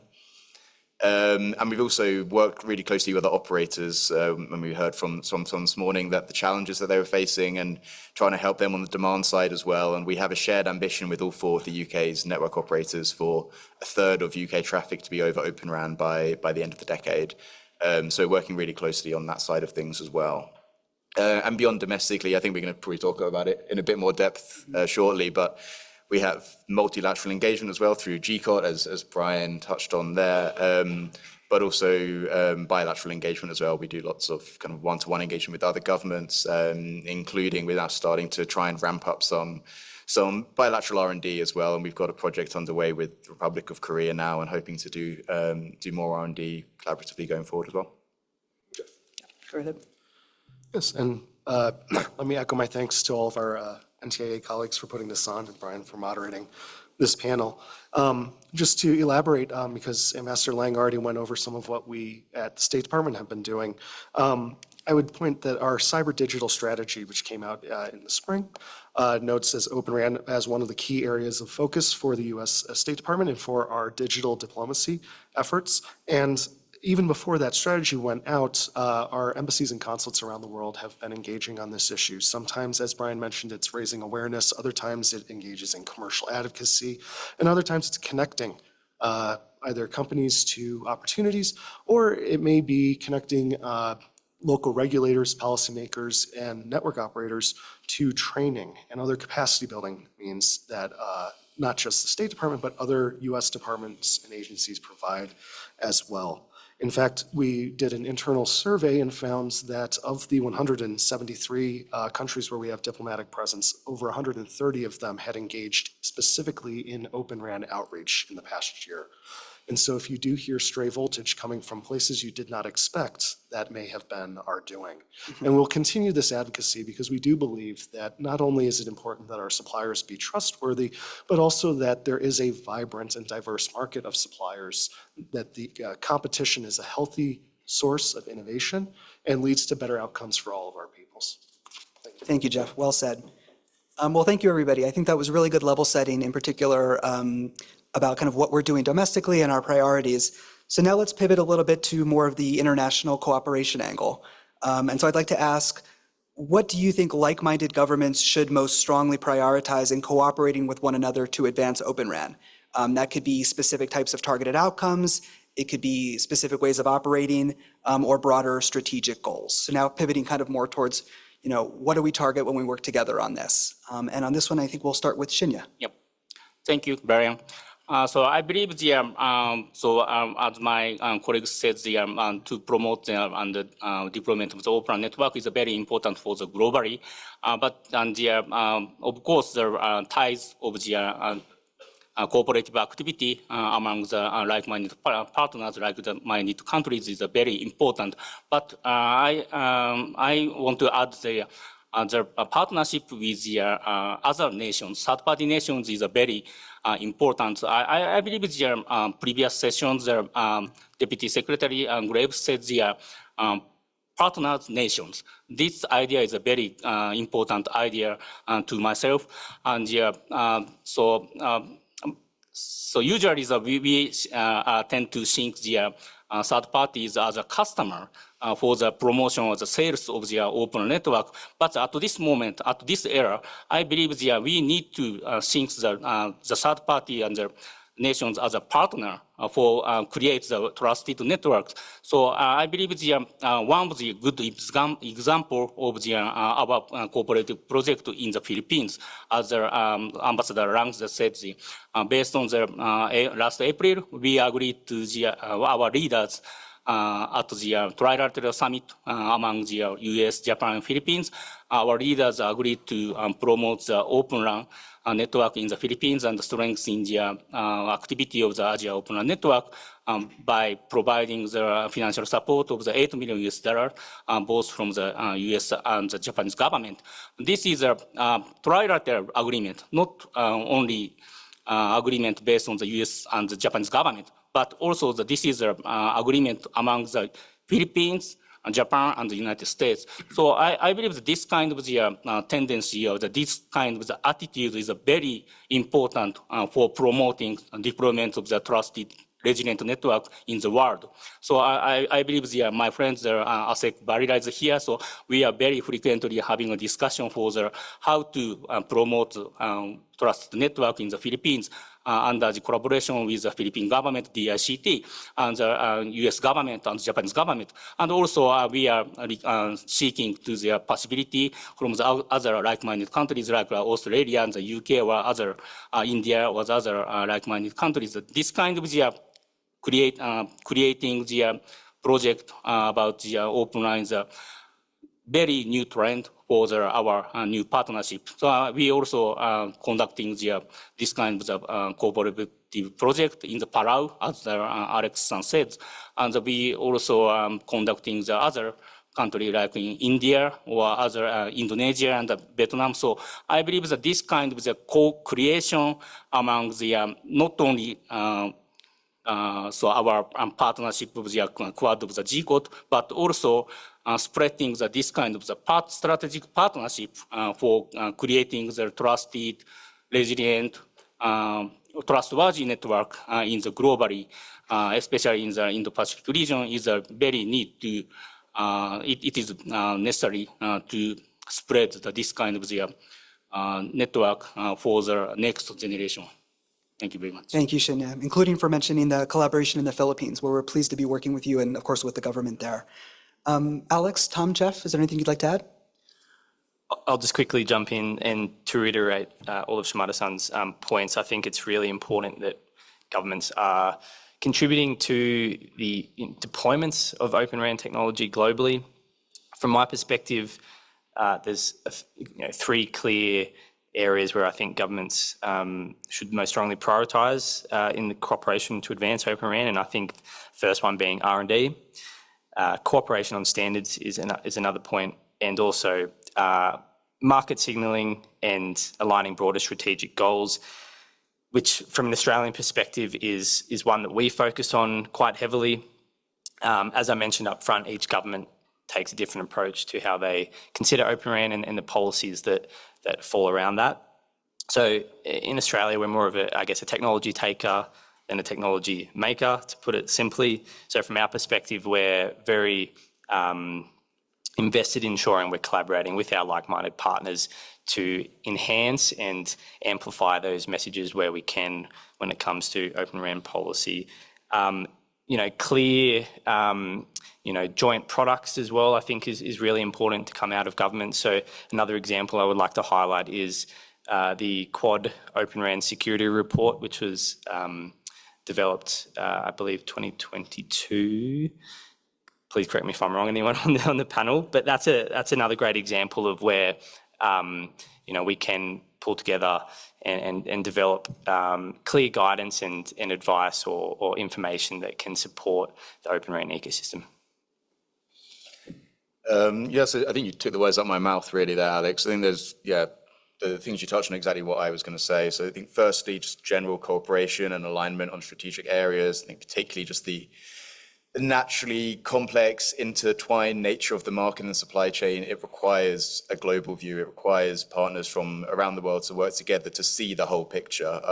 You can't see a whole picture from just one market. So coming together and helping each other build like a really good response is part one. And hand in hand with that is the signaling to the market and making sure that there is clear alignment between like-minded partners on this.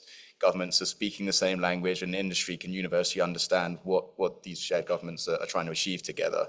And we've had, for example, the Open RAN Principles is a document that we published about 2.5 years ago, and has since been endorsed by the Australians, by the US and by the Canadians, I believe.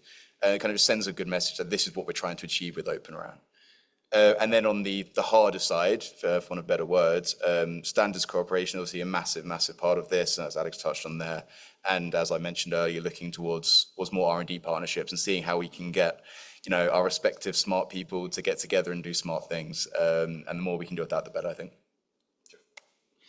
Just to endorse everything that was just said, but also to note that, if you look at this panel here, we have multiple different types of government agencies being represented. And so coordination between and across government agencies is not important just between countries, but also within countries. Because quite often you'll find that there are use cases for Open RAN that are being held by a ministry or a department that isn't necessarily focused on technology, but they have absolute need for Open RAN type solutions. Or it may be a situation where they have the funding, but not the expertise or the know-how. And so just to amplify what was said before, the coordination, not just across, but up and down the governmental stack, as it were. That's very well said, Jeff. Thank you. So now you've heard that there's a strong degree of agreement and alignment, I think, among these various governments on that, which is important in and of itself. I think we heard about the importance of signaling to the marketplace that governments with large economies will continue to support this trend. And I think that does have a value in terms of investor certainty and things of that nature. But at the same time, one of the core responsibilities of like-mindedness is actually utilizing it to do concrete things to kind of very concretely move the marketplace in the right direction, or to help industry move the marketplace in the right direction. Earlier today, we heard Deputy Secretary Graves talk about the new Global Coalition on Telecommunications in this respect, which we'll dive deeper into in a second, but I personally think holds really, really strong potential to help governments move faster and do more concrete things by really harnessing that like-mindedness. So Tom, the United Kingdom launched this initiative with support from the other governments on the stage and is the chair. So I'd like to ask you to tell us a little bit more about the Global Coalition on Telecommunications, which you can mercifully just say GCOT to refer to. What makes this newer mechanism, which launched late last year, unique or particularly value-added? And can you think of ways that additional governments or private sector stakeholders like those present here can potentially inform or engage with the work of GCOT? Yeah, so as you said, GCOT, I think, launched October of last year with the governments on the stage here and our absent friends from Canada. And it really came about because we felt that there wasn't really a strong enough forum for telecoms. We're at this kind of pretty critical juncture, both on the supply side and thinking about security and resilience, but also what the next generation of telecoms could look like with network of networks and integration of AI and quantum and all these things. And it felt like a really pivotal moment and we were having all these conversations between ourselves and with a formal structure to help deliver some of those objectives that we just talked about in the last question, and having a formal structure to help achieve those was really what we wanted to do with GCOT. And we think that the way that we're managing to engage with industry now, as you touched on, is being kind of a really critical part of it. We had the Track 1.5 dialogue kicked off at MWC in Barcelona earlier this year, and we had a whole range of industry and academic participants there, and really constructive dialogue there between the governments and those stakeholders. And we're really thinking how we can continue to do that more going forward, because as Brian touched on earlier, this is an industry-driven initiative, and we need to work collaboratively with you guys to do it. And just to touch on a final thing as well, my mind's gone blank. What was I going to say? Let me check my notes, 1 second. Oh yeah, the two actual delivery chains we have through there. The first working group is on supply chain diversification, which is led by our colleagues in the NTIA. And the second is on those future telecoms and what that industry and what those networks could look like, which is being chaired by us in the UK. And those are the initial two groups, but there's definitely scope for that to expand going forward. And it's good to hear what the MNOs were thinking earlier and some of their challenges and how we can start to bake that into our thinking as well. But I'll pause there and hand over. Yeah, let me open it up to the other sort of founding partners in GCOT. I don't know if Japan or Australia want to weigh in at all. Okay, so thank you, Brian. So I'm very much appreciate the activity of the GCOT. So I'm very honored to be, so Japan is very honored to be a founding member of the GCOT. So I believe the GCOT is a very traditional framework, but a very new framework. So this is a very ironically. So I believe that at this moment that we are talking about the as Jefferson said, we are having a discussion under the multi-ministries discussion. So we are directly to talk with the State Department and directly talk with the Department of Home Affairs of Australia. This kind of conversation is in 10 years ago, there is nothing happened, this kind of discussion. We are talking about actually with their telecommunication ministries colleagues, so like GCOT.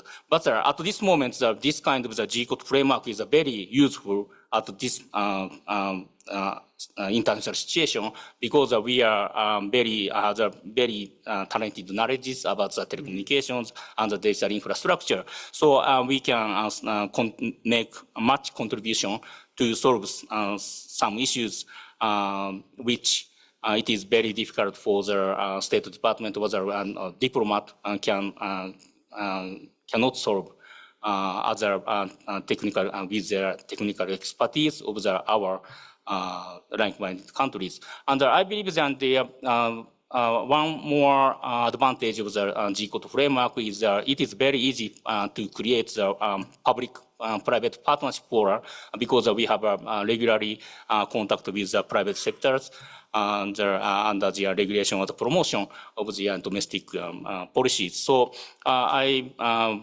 very much appreciate the activity of the G-code members, and I want to make a more contribution from the Japanese government, and I also welcome the new participation from the truly like-minded countries other than the founding members into the G-code framework of G-code partnership. Thank you very much. Just like to reiterate all of those great points there. From my perspective, I think just touching on that last point, you know, the founding members of GCOT recognise that to reap the benefits of this group, it needs to be a truly global grouping of like-minded countries. So that's important. We take that next step over the short to medium term about how we can consider engaging other countries through this process. What I would also like to add is that where I see GCOT adding, being quite unique compared to other multilateral groupings is the ability to be slightly more informal in nature. I think there's great benefit of being flexible and working together outside of the bounds of perhaps what other multilateral forums may present. So I think that's a really important model that we're trying to deliver through GCOT. And I think just to point out that we've, I think from October last year with the launch and where we are now, it's a real testament to all of the GCOT governments involved and industry partners as well who have been along and played a part in the early journey, and where we look to, we're really excited to have industry play a greater role moving forward. So thank you. And just to conclude, my fellow panelists made fantastic points, and I echo all of them. And just to add also that there's the forward-looking nature of the GCOT, and particularly looking at not just the supplier diversity and Open RAN perspectives, but also looking at future telecoms, whether that's 6G, whether that's innovations such as non-terrestrial networks, and working that in and really coordinating that amongst our governments as we have these conversations has been something that we've been keen to see. But then also to really re-emphasize that to see more members join and to see this global coalition grow is something that we believe is absolutely vital, and we're excited to see steps in that direction. Thanks, Jeff. Absolutely. So I would encourage everyone here to just check out the GCOT member statement, which I think is actually on all of our government's websites. And there you can see some of the specific focus areas and topics, I think about ways that you can plug in. And really, please think of this as an open invitation to pull aside any one of us at this conference or afterwards and share your ideas and your thinking on what this group of like-minded governments really committed to doing concrete things can do or should do. And Alex, I also appreciate, I think you artfully compare GCOT to some of the other multilateral groups that are out there. And I think that's a good contribution because I've had the privilege of participating in a lot of our multilateral awareness raising and engagement on Open RAN for the past several years. And one of my personal observations from that has been that I think on any newer technological area, the strongest progress tends to be driven more by sort of coalitions of the willing versus trying to sort of jam a new topic into an existing fora that maybe wasn't tailor-made for discussions on that. We're continuing to promote Open RAN and all of those fora, like APEC, the G7, the Organization for Economic Cooperation and Development, but I do think GCOT has a very unique and important role to play in sort of leading the way in that respect. So thank you, Alex, on that. Now, as we look forward, I'd like to ask our panelists What specifically do you feel is needed to take international cooperation on Open RAN to the next level? We've heard about GCOT, but really what else? Or kind of what more strategically or what higher level needs to happen or do we need to focus on? Are there any key gaps or opportunities to go further than we're currently going that we should be seizing? And what are the possible challenges to overcome or just things to keep in mind as we do that? And on this one, we'll start with Jeff. Well, my simple answer is just more. Whether that's financing, engagement, raising awareness. There's been fantastic work done so far, not just by governments, but by civil society organizations, by the companies that are actually creating this Open RAN future as we know it. So certainly to continue a lot of that work and to build upon it and to find ways where one organization's work can amplify another's and vice versa. Specific things, though, I think I mentioned before our global reach as the U.S. Department of State. I think it's important to note that interest in Open RAN truly is global, and we do hear it every day. I think more targeted outreach towards the network operators and in particular the government regulators who may not quite know all that they need to know about Open RAN, who still have a lot of misconceptions, or who maybe were briefed on Open RAN 5 years ago and said, well, it's not there yet. Well, it's there now. And it's time to update that mindset. And so that's something that we have been really focused on, is to make sure that our embassies and consulates around the world are able to go out and to educate and to raise awareness, not simply that Open RAN exists, but it is here, it is now, and there are viable commercial deployments globally that can be referred to. I think the second thing, in light of the theme that I think has been coming up throughout this panel, is the idea of drawing in more partners, more like-minded companies, governments, and other actors, because it is not enough for Open RAN to simply be something that only the most advanced companies can do. We heard earlier about integration and the importance that that plays in this ecosystem. I want to emphasize that, particularly as we look at some of the more emerging economies that are eager to engage in Open RAN, but have never really been able to architect their own network, who may not have the human capacity that would need to be trained up, that would need to be educated, whose regulators would need to understand what changes the technology brings to what they have traditionally looked at. So that's certainly one. Mm-hmm. And then finally, I think as we look at Open RAN, obviously this conference is focused on Open RAN, but I'd encourage us to take a broad perspective of where it lies within the broader ICT ecosystem. Not only are we going to find new use cases that maybe we haven't thought of before, but I think also we'll be able to identify areas and gaps that we may be blind to at the moment, whether those are within our own efforts or efforts that we could conceivably begin. Mm-hmm. Thanks. I think you've had the yellow card, so I'll be very brief. Agree with everything that Jeff just said there. I think kind of going back to what we talked about before, kind of on the hard side is what I'd really like to see next. Like through GCOT so far, we're doing the soft side. We're cooperating, we're aligning, we're communicating and signaling to the market. But there's definitely more opportunity for greater engagement in the standards side and in the R&D side. I think that's where we need to be pushing next. The one point I would just like to make is, to take Open RAN deployments to the next level and the next stage, we really need to be learning from past deployments, past lessons learned, to really inform how we as governments can be key contributors to this particular development. And I think we as governments also need to take a very considered and measured approach, learning from those past deployments and ensuring that we're not providing a blanket approach to Open RAN deployments globally. Each market and region is very different in how we can consider Open RAN technology. So it's really important to consider that from my perspective.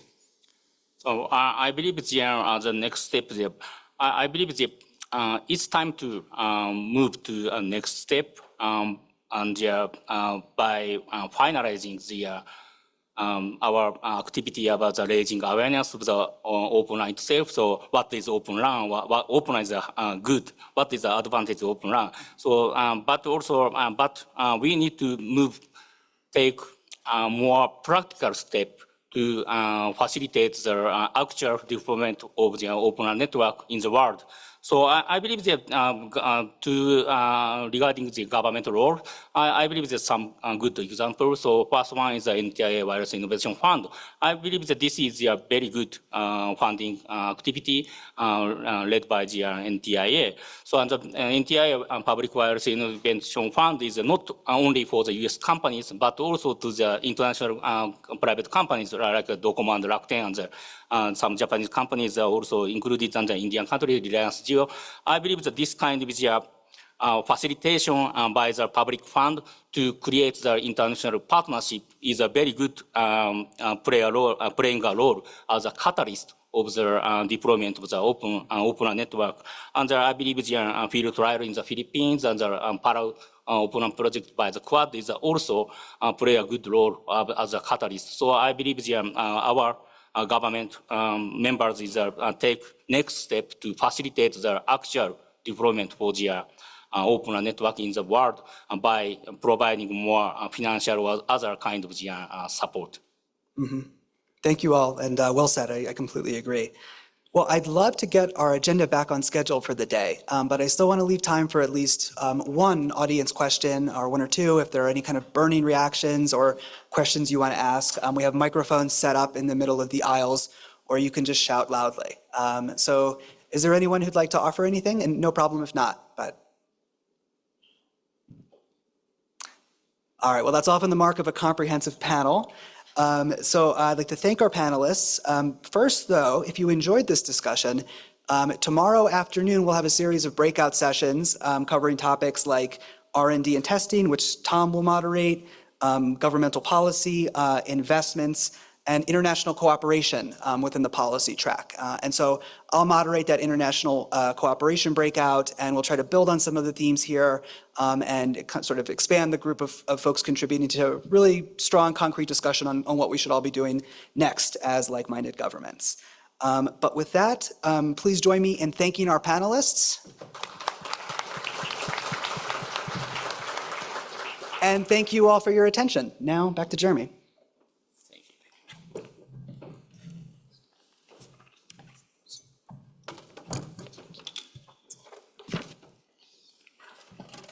Thank you so much, Brian. Okay, as we transition to our next panel. All right. Let's get right to it. So can we have the panelists for opportunities for Open RAN worldwide come up?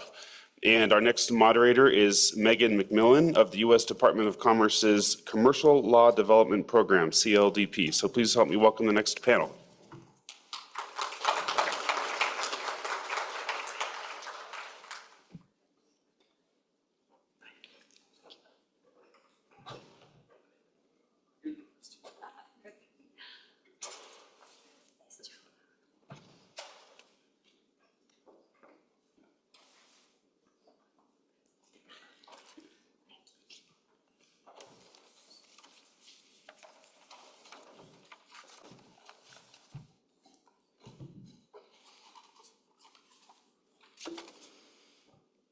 Hi, good morning. For our next panel, we have government and industry experts from across the world to tell us about the opportunities that they see in Open RAN. We have experts from Taiwan, from India, the Philippines, Costa Rica, and Saudi Arabia. And in addition to telling us about the opportunities, they'll tell us about some of the efforts their governments have made to promote Open RAN and the progress and outcomes that they've seen thus far. So we're excited to welcome Deputy Division Director Maggie Cho from the Technology Research Institute of Taiwan. We have Rajesh Kumar Patek from the Bharat 6G Alliance, and before that has had a long distinguished career in the government of India. And we also have Assistant Secretary from the Department of Information Communications Technology at the Government of the Philippines, Philip Burla. And we have Francisco Troya, who is the Director of the Spectrum Management Division and Telecommunications Division in the Ministry of Science and Communications Technology in Costa Rica. And we have Badran Mr. Badran Alamar, who's the Director of Market Enablement with the Ministry of Communications in Saudi Arabia. And so to start us off, I'd like to ask each panelist to take a few minutes to tell us more about your organization and how you fit into the Open RAN ecosystem and the efforts that your governments have made in the markets to promote Open RAN. And Maggie, would you like to start us off? Thank you, Megan. Hello, everyone. This is Maggie Zhao. I'm the Deputy Division Director of IORS, which is a research institute in Taiwan focusing on the advanced research and industrial development. And I also wear another hat, like I represent the Communication Development Project Office delegated by the Taiwan government, the Ministry of Economic Affairs. So we are responsible for the open communication industrial development via the industrial engagement, the solution validation, or the innovation fostering. So Taiwan government started to promote the Open RAN development since 2019. And we think that the interoperability plays a key role to support the supply chain diversity for the Open RAN. Also, we would like to provide a qualified solution from Taiwan to the global partner. So we established a 5G Open Network Lab in 2020. This is also one of the TIP community labs that we can conduct the base testing. And so with this platform, we work very closely with our local partners. So for the vendors, we can use testing to help them to enhance their stability, also closely discuss with the operators so that we can realize what we can do further. And except for the testing, we also have the field in the south of Taiwan that we will encourage the vendors to work with the owners from those vertical market in that area, such as the music center or the factories, so that they can work together to develop multiple services such as the field concert or the smart manufacturing, etc. And except for that, we also have some small-scale funding opportunity that fill the projects to support the trial or support the advanced solution development or via the tax refund so that we can subsidize the investment for the Open RAN development in Taiwan. And last but not least, we aggressively to join or organize the global event. For example, we join the event like IORS here. We also host a delegation to Taiwan so that we can discuss and network and explore more opportunity for the collaboration. So actually, we have signed many MOU with our partners, and we can discuss more about these international collaboration cases. Thank you.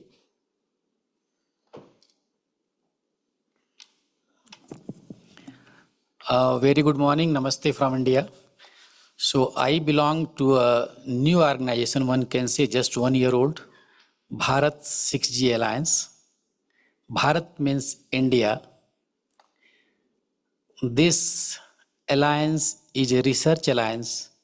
Like I think world over we have so many alliances, NextG Alliance, 6G IER, 6G forums of Japan and Korea. I have been in the government for 36 years in my different roles, starting from setting up a standard organization like Telecom Standard Development Society India, we call it TSDSI.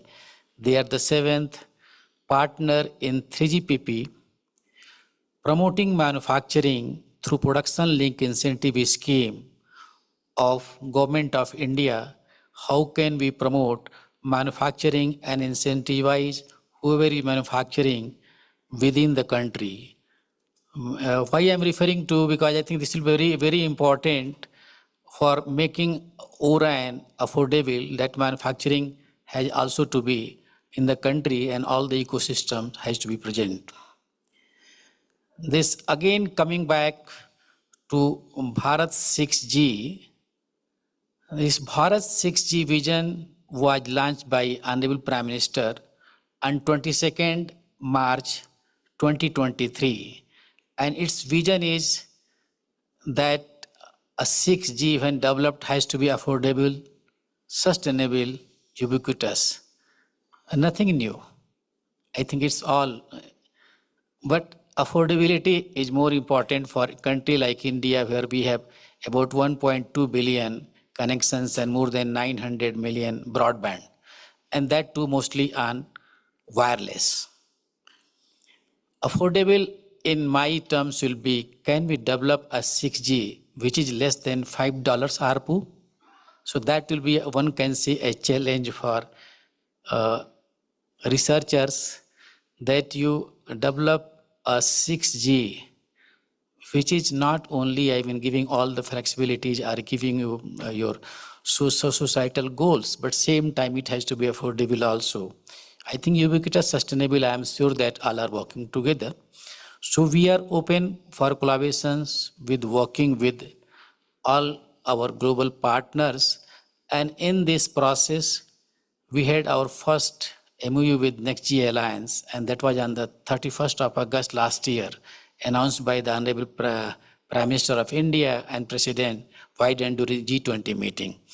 We have also collaborations with 6G IA and 6G flagship All University, and I am sure that very soon, within a month, we are going to have further collaborations with 6G Forum, Korea, Japan, I'm sure with Brazil, and NGMN Alliance and 5G ICA. So I'm sure that we believe that the 6G should be for solving societal problems, and we have a lot of learnings from 5G development, or one can say 5G rollout. And I think we are one of the fastest. We can claim that within 18 months, we have more than 400K sites and maybe more than 200 million 5G subscriber within the country. So what is the lessons learned? That we have to work a lot on the development of 5G use cases, or you can say 5G advanced or 6G. So in this process, government has set up 100 5G use case labs at different institutions. And same way, they have some 6G test beds also across academic institutions. More important that they are working with the startup and MSMEs. Once it comes to ORAN, we have been working on ORAN also for the past 3 years. I remember we started with the Quad. I think we are part of that one of this. And government has funded startups and academia together for a number of, I think we have two, we call it Bharat RAN projects, in which 10 million grants have been given. In addition to, we have Center of Development of Telematics. So utilizing their core, how can we develop entire ecosystem within the country? In addition, I think we have given other fundings to academia.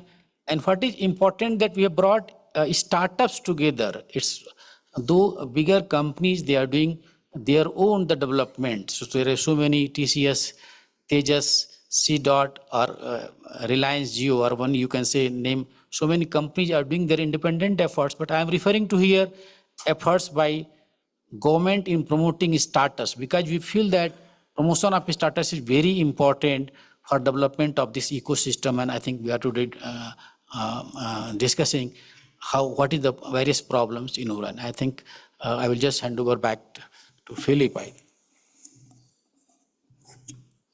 Good morning, everyone. I'm Philip Barilla.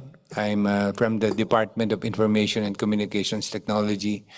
The Department of ICT is the primary policy making body, planning as well as regulating and implementing agency in the executive branch of government in the Philippines. I am the Assistant Secretary for Infrastructure Management. Under my portfolio, I supervise digital connectivity in the Philippines, basically through our Broadband for the Masses program, which has two component programs: the National Broadband Program, which provides connectivity from the international to the national backbone as well as middle mile. And we have the Free Wi-Fi for All program, which provides free internet access to targeted public places in the Philippines. Through these two programs under the Broadband ng Masses program, we are providing internet connectivity to many areas in the country. As you may know, the Philippines is an archipelagic country. We have more than 7,000 islands, and it is very difficult to connect those remote islands and the municipalities and barangays, which is the smallest political unit in the Philippines, through internet. So it is important that we find solutions to provide digital connectivity to these areas. Open RAN is an important technology for the Philippines because it promises lower costs in terms of capex because of its flexibility to get many suppliers, to engage many suppliers in the development of the network, as well as the possibility of reducing operational expenses, because of the innovation that has been put forward by the engineers and scientists that have worked with the different manufacturers.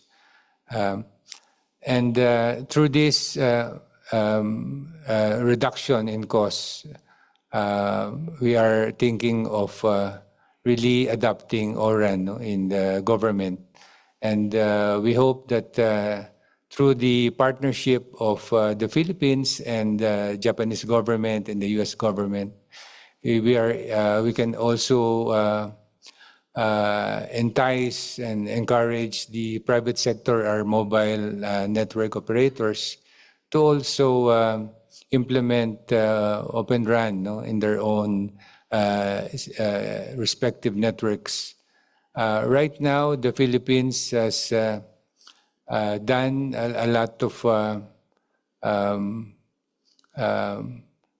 awareness through the Asia Open RAN Academy in the Philippines. We are also we are now implementing the interoperability lab through the through USAID assistance in the University of the Philippines, which is our premier state university in the Philippines. And we're also talking with the MAC of Japan and USAID in bringing Open RAN to our mobile network operators. Initially, there will be a laboratory in the mobile network operators, and then later on, there will be field trials. Initially, with one MNO, and then later on with two MNOs. And we hope that through these collaborations, as well as possible collaborations with other countries, we can actually promote even further Open RAN and can benefit from Open RAN. Thank you. So hi, good morning, everyone. My name is Francisco Troyo. I come from Costa Rica, from the Vice Ministry of Telecommunications, from the Ministry of Science, Technology, Innovation and Telecommunications in Costa Rica. I come from a country where we've been late adopters of 5G technology. That is not a secret, so yes, we are late. We had our first deployments earlier this year. We have a standalone fixed wireless access network, and we have a non-standalone network using dynamic spectrum sharing, which is based on spectrum awarded in previous processes or public contest processes for 4G networks, which means the service is limited, technologically. And however, I'm here to let you know that even though governments have different situations there are efforts that we can make from the public policy point of view to actually enable developments of not only 5G networks in general, but specific technologies that we believe that may benefit the country. We have a telecommunications law that actually has a technological neutrality principle in it, which means that we cannot explicitly or upfront promote the adoption of either Open RAN or any other technology, and that is always a challenge. But we do recognize that there are many advantages to Open RAN and have made efforts in public policy that I will detail a little bit, which basically make an environment that fosters the development of 5G systems by operators, including the possibility of developing Open RAN. So, for example, it was mentioned earlier this morning, the availability of spectrum for 5G. One of the reasons why we're late adopters of 5G is because we lacked spectrum. We are right now in a public contest process that was published yesterday, as a matter of fact, that has spectrum in 700 megahertz band, in 2.3, in 3.5, where we have 300 megahertz available. We have 26 gigahertz and 28 gigahertz, for example. And we also have a process in which we can award experimental licenses for testing in 5G, including Open RAN testing. So, for example, one of the operators in our country requested an experimental license for testing in Open RAN specifically, and we're working on awarding that, for example. So there are efforts we can make. We believe 5G networks have to be secure, for example. Network security is a big thing for us, like it was also mentioned earlier this morning. And as such, for example, we emitted a regulation in 2023 that has several aspects that we consider high risks in security of mobile networks. And one of those aspects has to do with supplier diversity. There are other elements in there regarding, for example, the adoption of standards like the ISO IEC 27000 family, like SES 9001 and others. And we've taken best practices from many countries and from the European Union to make this regulation.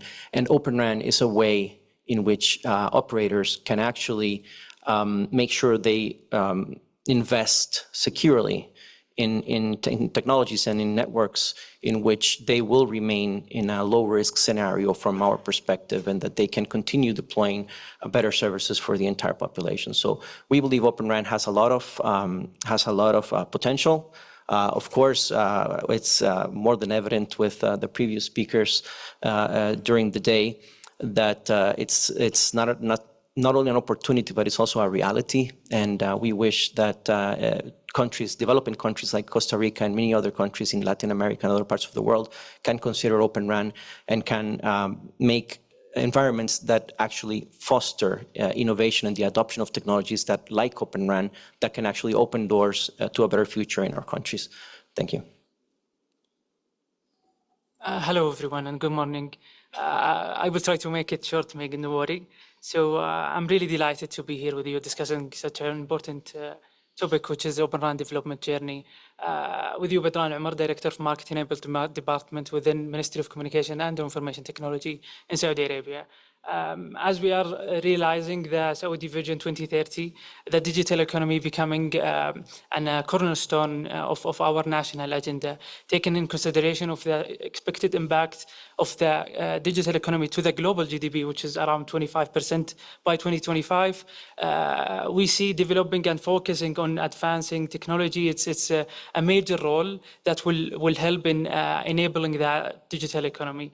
And in line with that and focusing on the future network technologies, MCIT play as a role as an enabler and facilitator to not only increase or accelerate the adoption of such a technology, but also accelerate the development, localization, and exportation for such a technologies. So in MCIT, we built a unique program that focused on future network technology enablement, prioritizing Open RAN. The program is designed to focus on 4 main domains. The first one, which is about technology development and piloting, which aims to really test the viability of each new technologies from a different aspect, financially and commercially. Second domain, which is about research and innovation, which is important domain that aims to bridge the gap between the academia and the research and outcomes with the private sector. So we see a gap in terms of commercialization of research institution outcomes. So that domain will focus on solving that. Third domain, which is we think it's a foundation for everything that we build. Talent development, it's a foundation for every country to really be a leading in any technology, in any advanced technologies. Lastly, which is the partnership and investment, we see this domain as a core for every country to really adapt or develop and localize any new technologies. Thank you. Thank you. And Director Alamar, I wonder if we could start with you with the moderated questions. And could you tell us a little bit more about the opportunities that you see in Open RAN systems? Sure. We treating Open RAN as an opportunity, not only from a technical perspective in terms of reducing TCO and bringing flexibility. We see Open RAN opportunity in terms of increasing the localization and also as a vehicle to transfer the know-how toward the 6G technology. So this is a major opportunity that we see in Open RAN in MCIT. Plus that in terms of the technology development by itself, so we are in advancing in terms of really jumping into testing the technology in the brownfield. So STC, for example, Saudi operator, leading Saudi operator is now considered as one of the few brownfield operator that already, and first in MENA, that already commercialized or awarded commercial pilot project for 5G and 4G Open RAN. And in other aspects that not only traditional operator or brownfield operator that can be adapting Open RAN, we see adapting the Open RAN within the indoor solution. It's one of the options and one of the opportunity that it can be capitalized.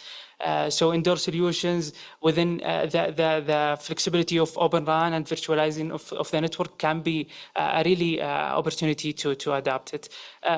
Third point, which is about the private network technology. We see there is a big opportunity in terms of private network technology and adapting Open RAN as a potential, since private network technology considered as a greenfield, so it's easy to deploy and as such a new technology to that topology. And we are glad in Saudi Arabia that we already awarded a private spectrum license to one of leading companies, which is Aramco Digital, that focused on not only creating a deployment, but also that effort that will support in creating a demand for such a new technology, which will support for sure the development of it. Thank you. Thank you. And Vice Minister Troya and Assistant Secretary Varela, when we were speaking earlier, you mentioned energy efficiency as one of the important outcomes you see for Open RAN systems. Could you elaborate on that in terms of the potential that you see? Yes, thank you. Well, let's see, in an emerging country like Costa Rica, and of course in every country, every penny has to count. We saw earlier this morning that energy consumption can be reduced about 50% from the presentation made by the entity Docomo. So the best way we can spend every penny in our country is to reduce not only operational costs, but also implementation and deployment. This means that in the commercial part of the deployments, where it's where operators will go because they have a business that will flourish there, that means that they can actually deploy faster and provide better services. And for areas that are maybe not of great interest for operators, for commercial deployments, we have the universal service funds. And for those, again, every penny counts. We subsidize not only the deployment of infrastructure, but also the provision of services for schools and libraries, hospitals, and all that. So again, if total cost of operation can be reduced by the operator, that can mean we can get a better efficiency on every cent that is spent. in the deployment and operation of these services for the population. And also, energy consumption is very important in a country like Costa Rica because of the environment, of course. We have very important policies regarding environmental impact of solutions. In fact, in telecommunications law, we have a specific environmental sustainability principle, which is actually embedded in all the public contests for spectrum that we promote, which means operators actually, when they are assigned spectrum, they get the responsibility to actually deploy their networks in the most efficient way possible. So again, Open RAN is an excellent opportunity for in countries. I know it's not only the case of Costa Rica, it's going to be the same in many countries, but depending on how the public policy is designed, Open RAN is an excellent way to actually fulfill those opportunities regarding better services, better coverage, quicker services, and smaller environmental footprint, which will actually help the entire ecosystem as well. Well, I agree with the statements of Francisco here. Just like what he said, the Philippines is also very supportive of Open RAN because of its promise of reducing costs, especially in the electricity cost, the power cost. In the Philippines, it's also the electricity cost is also quite high, so it's important for the mobile network operators to consider in their deployment. Total cost of operation is and ownership is also very important, as the MNOs are also thinking of the total investment on a particular technology. Right now, since they are using their existing networks, so it is important that the community on Open RAN is able to encourage them, provide the MNOs information such as the lowering of total cost of ownership as well as the electricity costs, so that as well as other benefits of Open RAN, so that they would be able to embrace Open RAN in their own networks. Thank you. Thank you for illustrating the very exciting developments. It'd be important for economic development and the environment. Director Patek, Director Alomar spoke to how Open RAN is helping position Saudi Arabia for next generation technologies. Could you talk about the work of the Bharat 6G Alliance and how you see Open RAN helping with those efforts? So I think in the first session also that was covered that this Open RAN proliferation, one has to, I think, see on the regulatory environment for competitions. And more important have been that how reducing the barrier for the new entrants in the market. I am referring to the small players. So one of the, I think we have to be very practical that I think more or less in most of the countries, these telecom service providers, they are mature now. And if you are making any efforts, so it's all technology neutral, or government can't interfere with the service providers in most of the countries. That's the situation. Now I think what can be done by the government? One part have been that we can subsidize or fund research and development. And what I think even in India also we are doing for a smaller player, startups with academia and joining both together and setting up test centers, intravenous lab, etc., it's possible. Another aspect has been that how can we create regulatory environment. So we have a fund called Universal Service Obligation Fund. I'm sure that in most of the government, such funds is there. And whatever I can learn from this August gathering, that it's more economical, or whatever the various benefits we have from the Open RAN is possible in greenfield deployment. It's very difficult in case of brownfield. So the governments have mandate for the greenfield are those areas where there is no connectivity. So I'm sure that they can take give those grants, whoever will be going in that area. So I think there is also again a competitive policy in most of the cases that they invite that can you go in XYZ some remote areas. And in that case, they can fund either entirely or based on whatever they call it in competitive rates. When I discuss the real problem being faced by ORAN, a smaller supplier, they say that they would be like, how can they reduce the cost? So one of the factor was shared that the major cost components comes the DU server.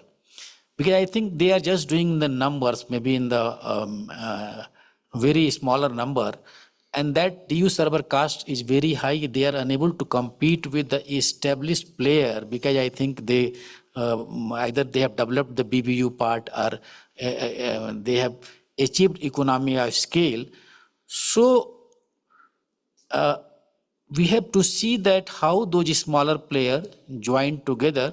And here comes the role of a system integrator, because the moment you bring a system integrator, even operators will get the confidence that, yes, I am dealing with XYZ and he's established system integrator. So I think we have to look them, and he will bring those smaller players to break the cost factor as well, because I'm sure that if your product is not competitive, no one is going to do the deployment.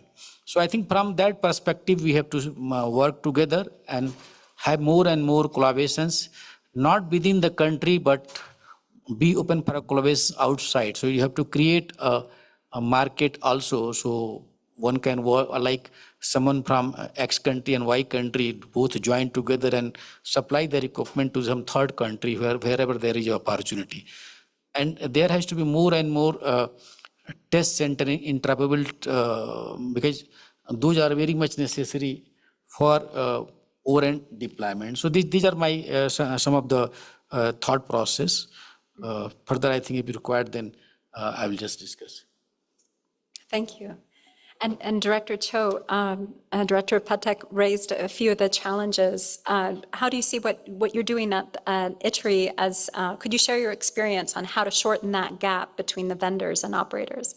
Yeah, as just mentioned, also we heard about the challenge from the operators that the integration is the key to adopt the Open RAN. So what we have learned from the past years that the first thing is that we need to form an ecosystem which can be integrated with each other. You know, I heard from another Open RAN event last week in Berlin that the operator thinks more about the system-wise, but the vendor thinks more about the function-wise. So, you know, in Taiwan, we have a very comprehensive supply chain. We have the end-to-end solutions from the RU, CU, DU to core. So this gives us a very good opportunity that our vendors can accumulate the experience that we can connect, we can integrate with other partners first. For example, the RU vendor, they can connect with the DU, CU vendors in Taiwan first, and we also have the local core vendor, so they can practice first. I think that is also one of the reasons we would like to establish the lab in the very first beginning, because we can provide this environment for our vendors to practice first before they going to work with the global partners. And I think with this process, we have gradually support our vendors to just starting from sell their solution only, and they gradually to establish the capability to integrate with other partners. And the other thing is that we think we need to constantly communicate with the operators because they are the user. For example, we have the regular meeting with Zhonghua Telecom's testing lab so that we can understand the test cases. Also, we can talk about the test result. So via that discussion, we can realize what are the gaps between the Open RAN and the traditional RAN. As Robinson mentioned, that the stability is one of the issues he concerns a lot. So we need to know what are the gaps there so that we can define what kind of the testing we need to introduce to our lab so that we can do the test. Except for that, we can also learn how to measure the improvement via the testing. So that way we can help our vendor to enhance their capability so that we can fix the challenge a little bit. And could you also, just staying with you, Director Cho, could you tell us a little bit more about how your experience with global testing collaborators, Taiwan, US, UK, Germany, how is this international collaboration helpful for vendor selection, and how can you extend this experience in your labs to emerging markets to accelerate deployments? Yeah, thank you for the questions. That starting from last year, we tried to build out a platform with the global testing labs, including the NTIA ITS, the I40Y lab from Germany, and the Sonic lab from UK. So as you can tell, that all of us are coming from different regions. So that way we can contribute our local effort so that we can work together, that we can update the test cases. We can develop the new test plan. And sometimes we can even conduct the testing activity together so that we can share some testing loading. Even we can provide a comparable test for our global operators for reference. And we have signed the MOU with I40Y Lab and the Sonic Lab separately. And we do look forward to deepen our collaboration for next year.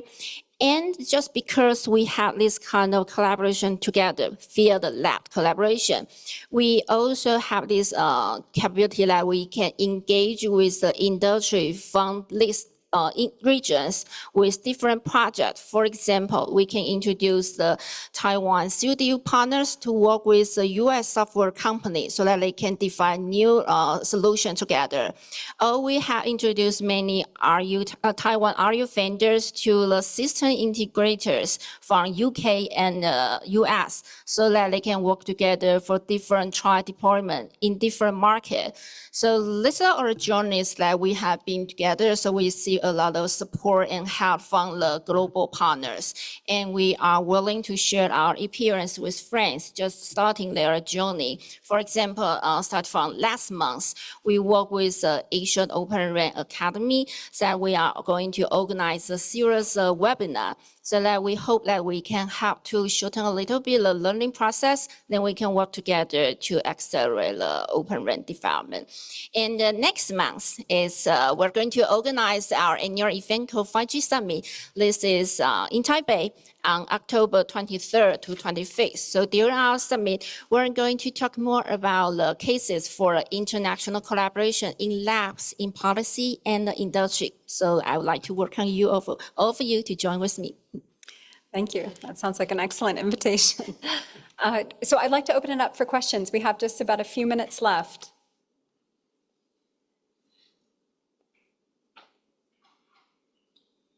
Okay. Well, continuing on the theme of challenges, if I might ask you, Director Olimar, have you encountered challenges with trying to promote and encourage Open RAN, and how have you overcome them? Sure. Maybe I mentioned that there is a gap or kind of challenge between the R&D outcomes and the private sector on how we can accelerate the commercialization of the outcome from R&D and academia. So this is a big challenge. and we see if we can focus on that, that will really accelerate the development of Open RAN and make it more mature in terms of deployment. So in line with that, in Saudi Arabia, we already established a local alliance announced last SLEEP 24 that aims to bridge the gap. So we have two of the main companies in Saudi Arabia, STC and Aramco, within the alliance, and also all the academia and R&D institution with us in that alliance. So as a result from that, we already established the ORAN and 6G challenge initiative that already received more than 60 applications. So we hope this kind of effort can participate directly to the development of Open RAN. And I will back up the component of integration or the challenge in terms of the integration of Open RAN. And I will see it from a different perspective. This can be an opportunity to the operator to really localize the component of integration. So they will be in-house build developing units to be a system integrator for themselves. So this is a kind of opportunity for them. I know it's a challenge, but this approach can be taken in the future to be studied. This is in high level that challenges that we think it's matter. Thank you. And then since we have just a couple minutes left, are there any closing thoughts or guidance that you would offer to the audience in terms of governments or industry work that can be done to further Open RAN systems? And I'll open it up to the whole panel in terms of if you'd like to speak. Thanks. Maybe just a final thought, and I'm going to touch back on something I mentioned initially about security of networks. Again, for every country, security is always important. In Costa Rica, we learned that the hard way. We didn't neglect cybersecurity, but we didn't put enough funding in our governmental institutions to have that the way it should have been. So in 2022, we had a cybersecurity attack which crippled services in health services, education, our ports. So it cost us a lot of money to recover from that. Since that, we've taken cybersecurity very seriously. I mentioned the regulation we emitted in 2023, which basically takes cybersecurity for 5G and future generations of mobile networks to the next level. And I think Open RAN checks all the boxes for what we are looking for in cybersecurity perspective. There are other ways, of course, but Open RAN is a great opportunity to do this. We mentioned supplier diversity, for example. We are cataloging a high-risk scenario if an operator has their entire 5G solution with one single vendor, or if it's integrated by one single company, an integrator, or if support is provided by one single company for all the elements in the solution, for example. And of course, Open RAN is there. There are other aspects of cybersecurity that we put in place, which basically favors the use of trusted vendors for solutions. If not, operators would be in a high risk scenario, which way they would have to invest to get out of that scenario. And the regulation is currently challenged in legal courts by parties that felt affected by it. But we had two important wins in constitutional court in the beginning of this year.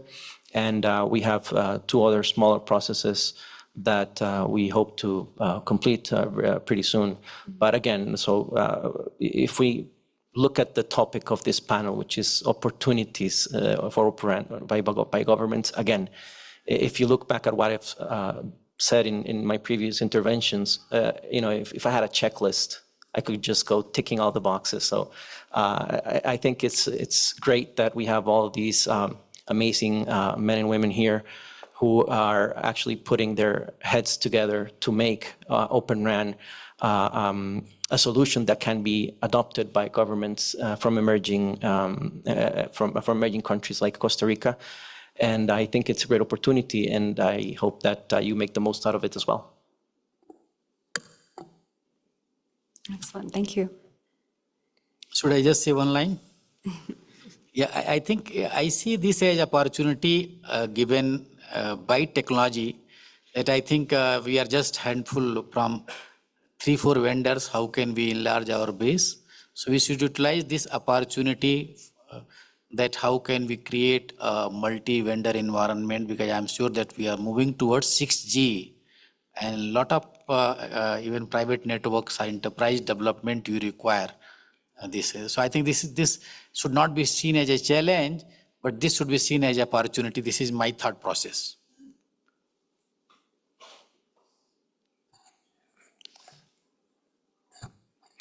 I also would like to state that this is an opportunity for all of us to bring down costs, to bring services to unserved areas. Just like in the Philippines, we have many unserved areas, and through Open RAN, we hope that broadband services can be provided to these areas, and that costs will not be an issue, and that prices of services will also go down. Thank you. All right, if you will join me in welcoming our illustrious panel. Thank you very much.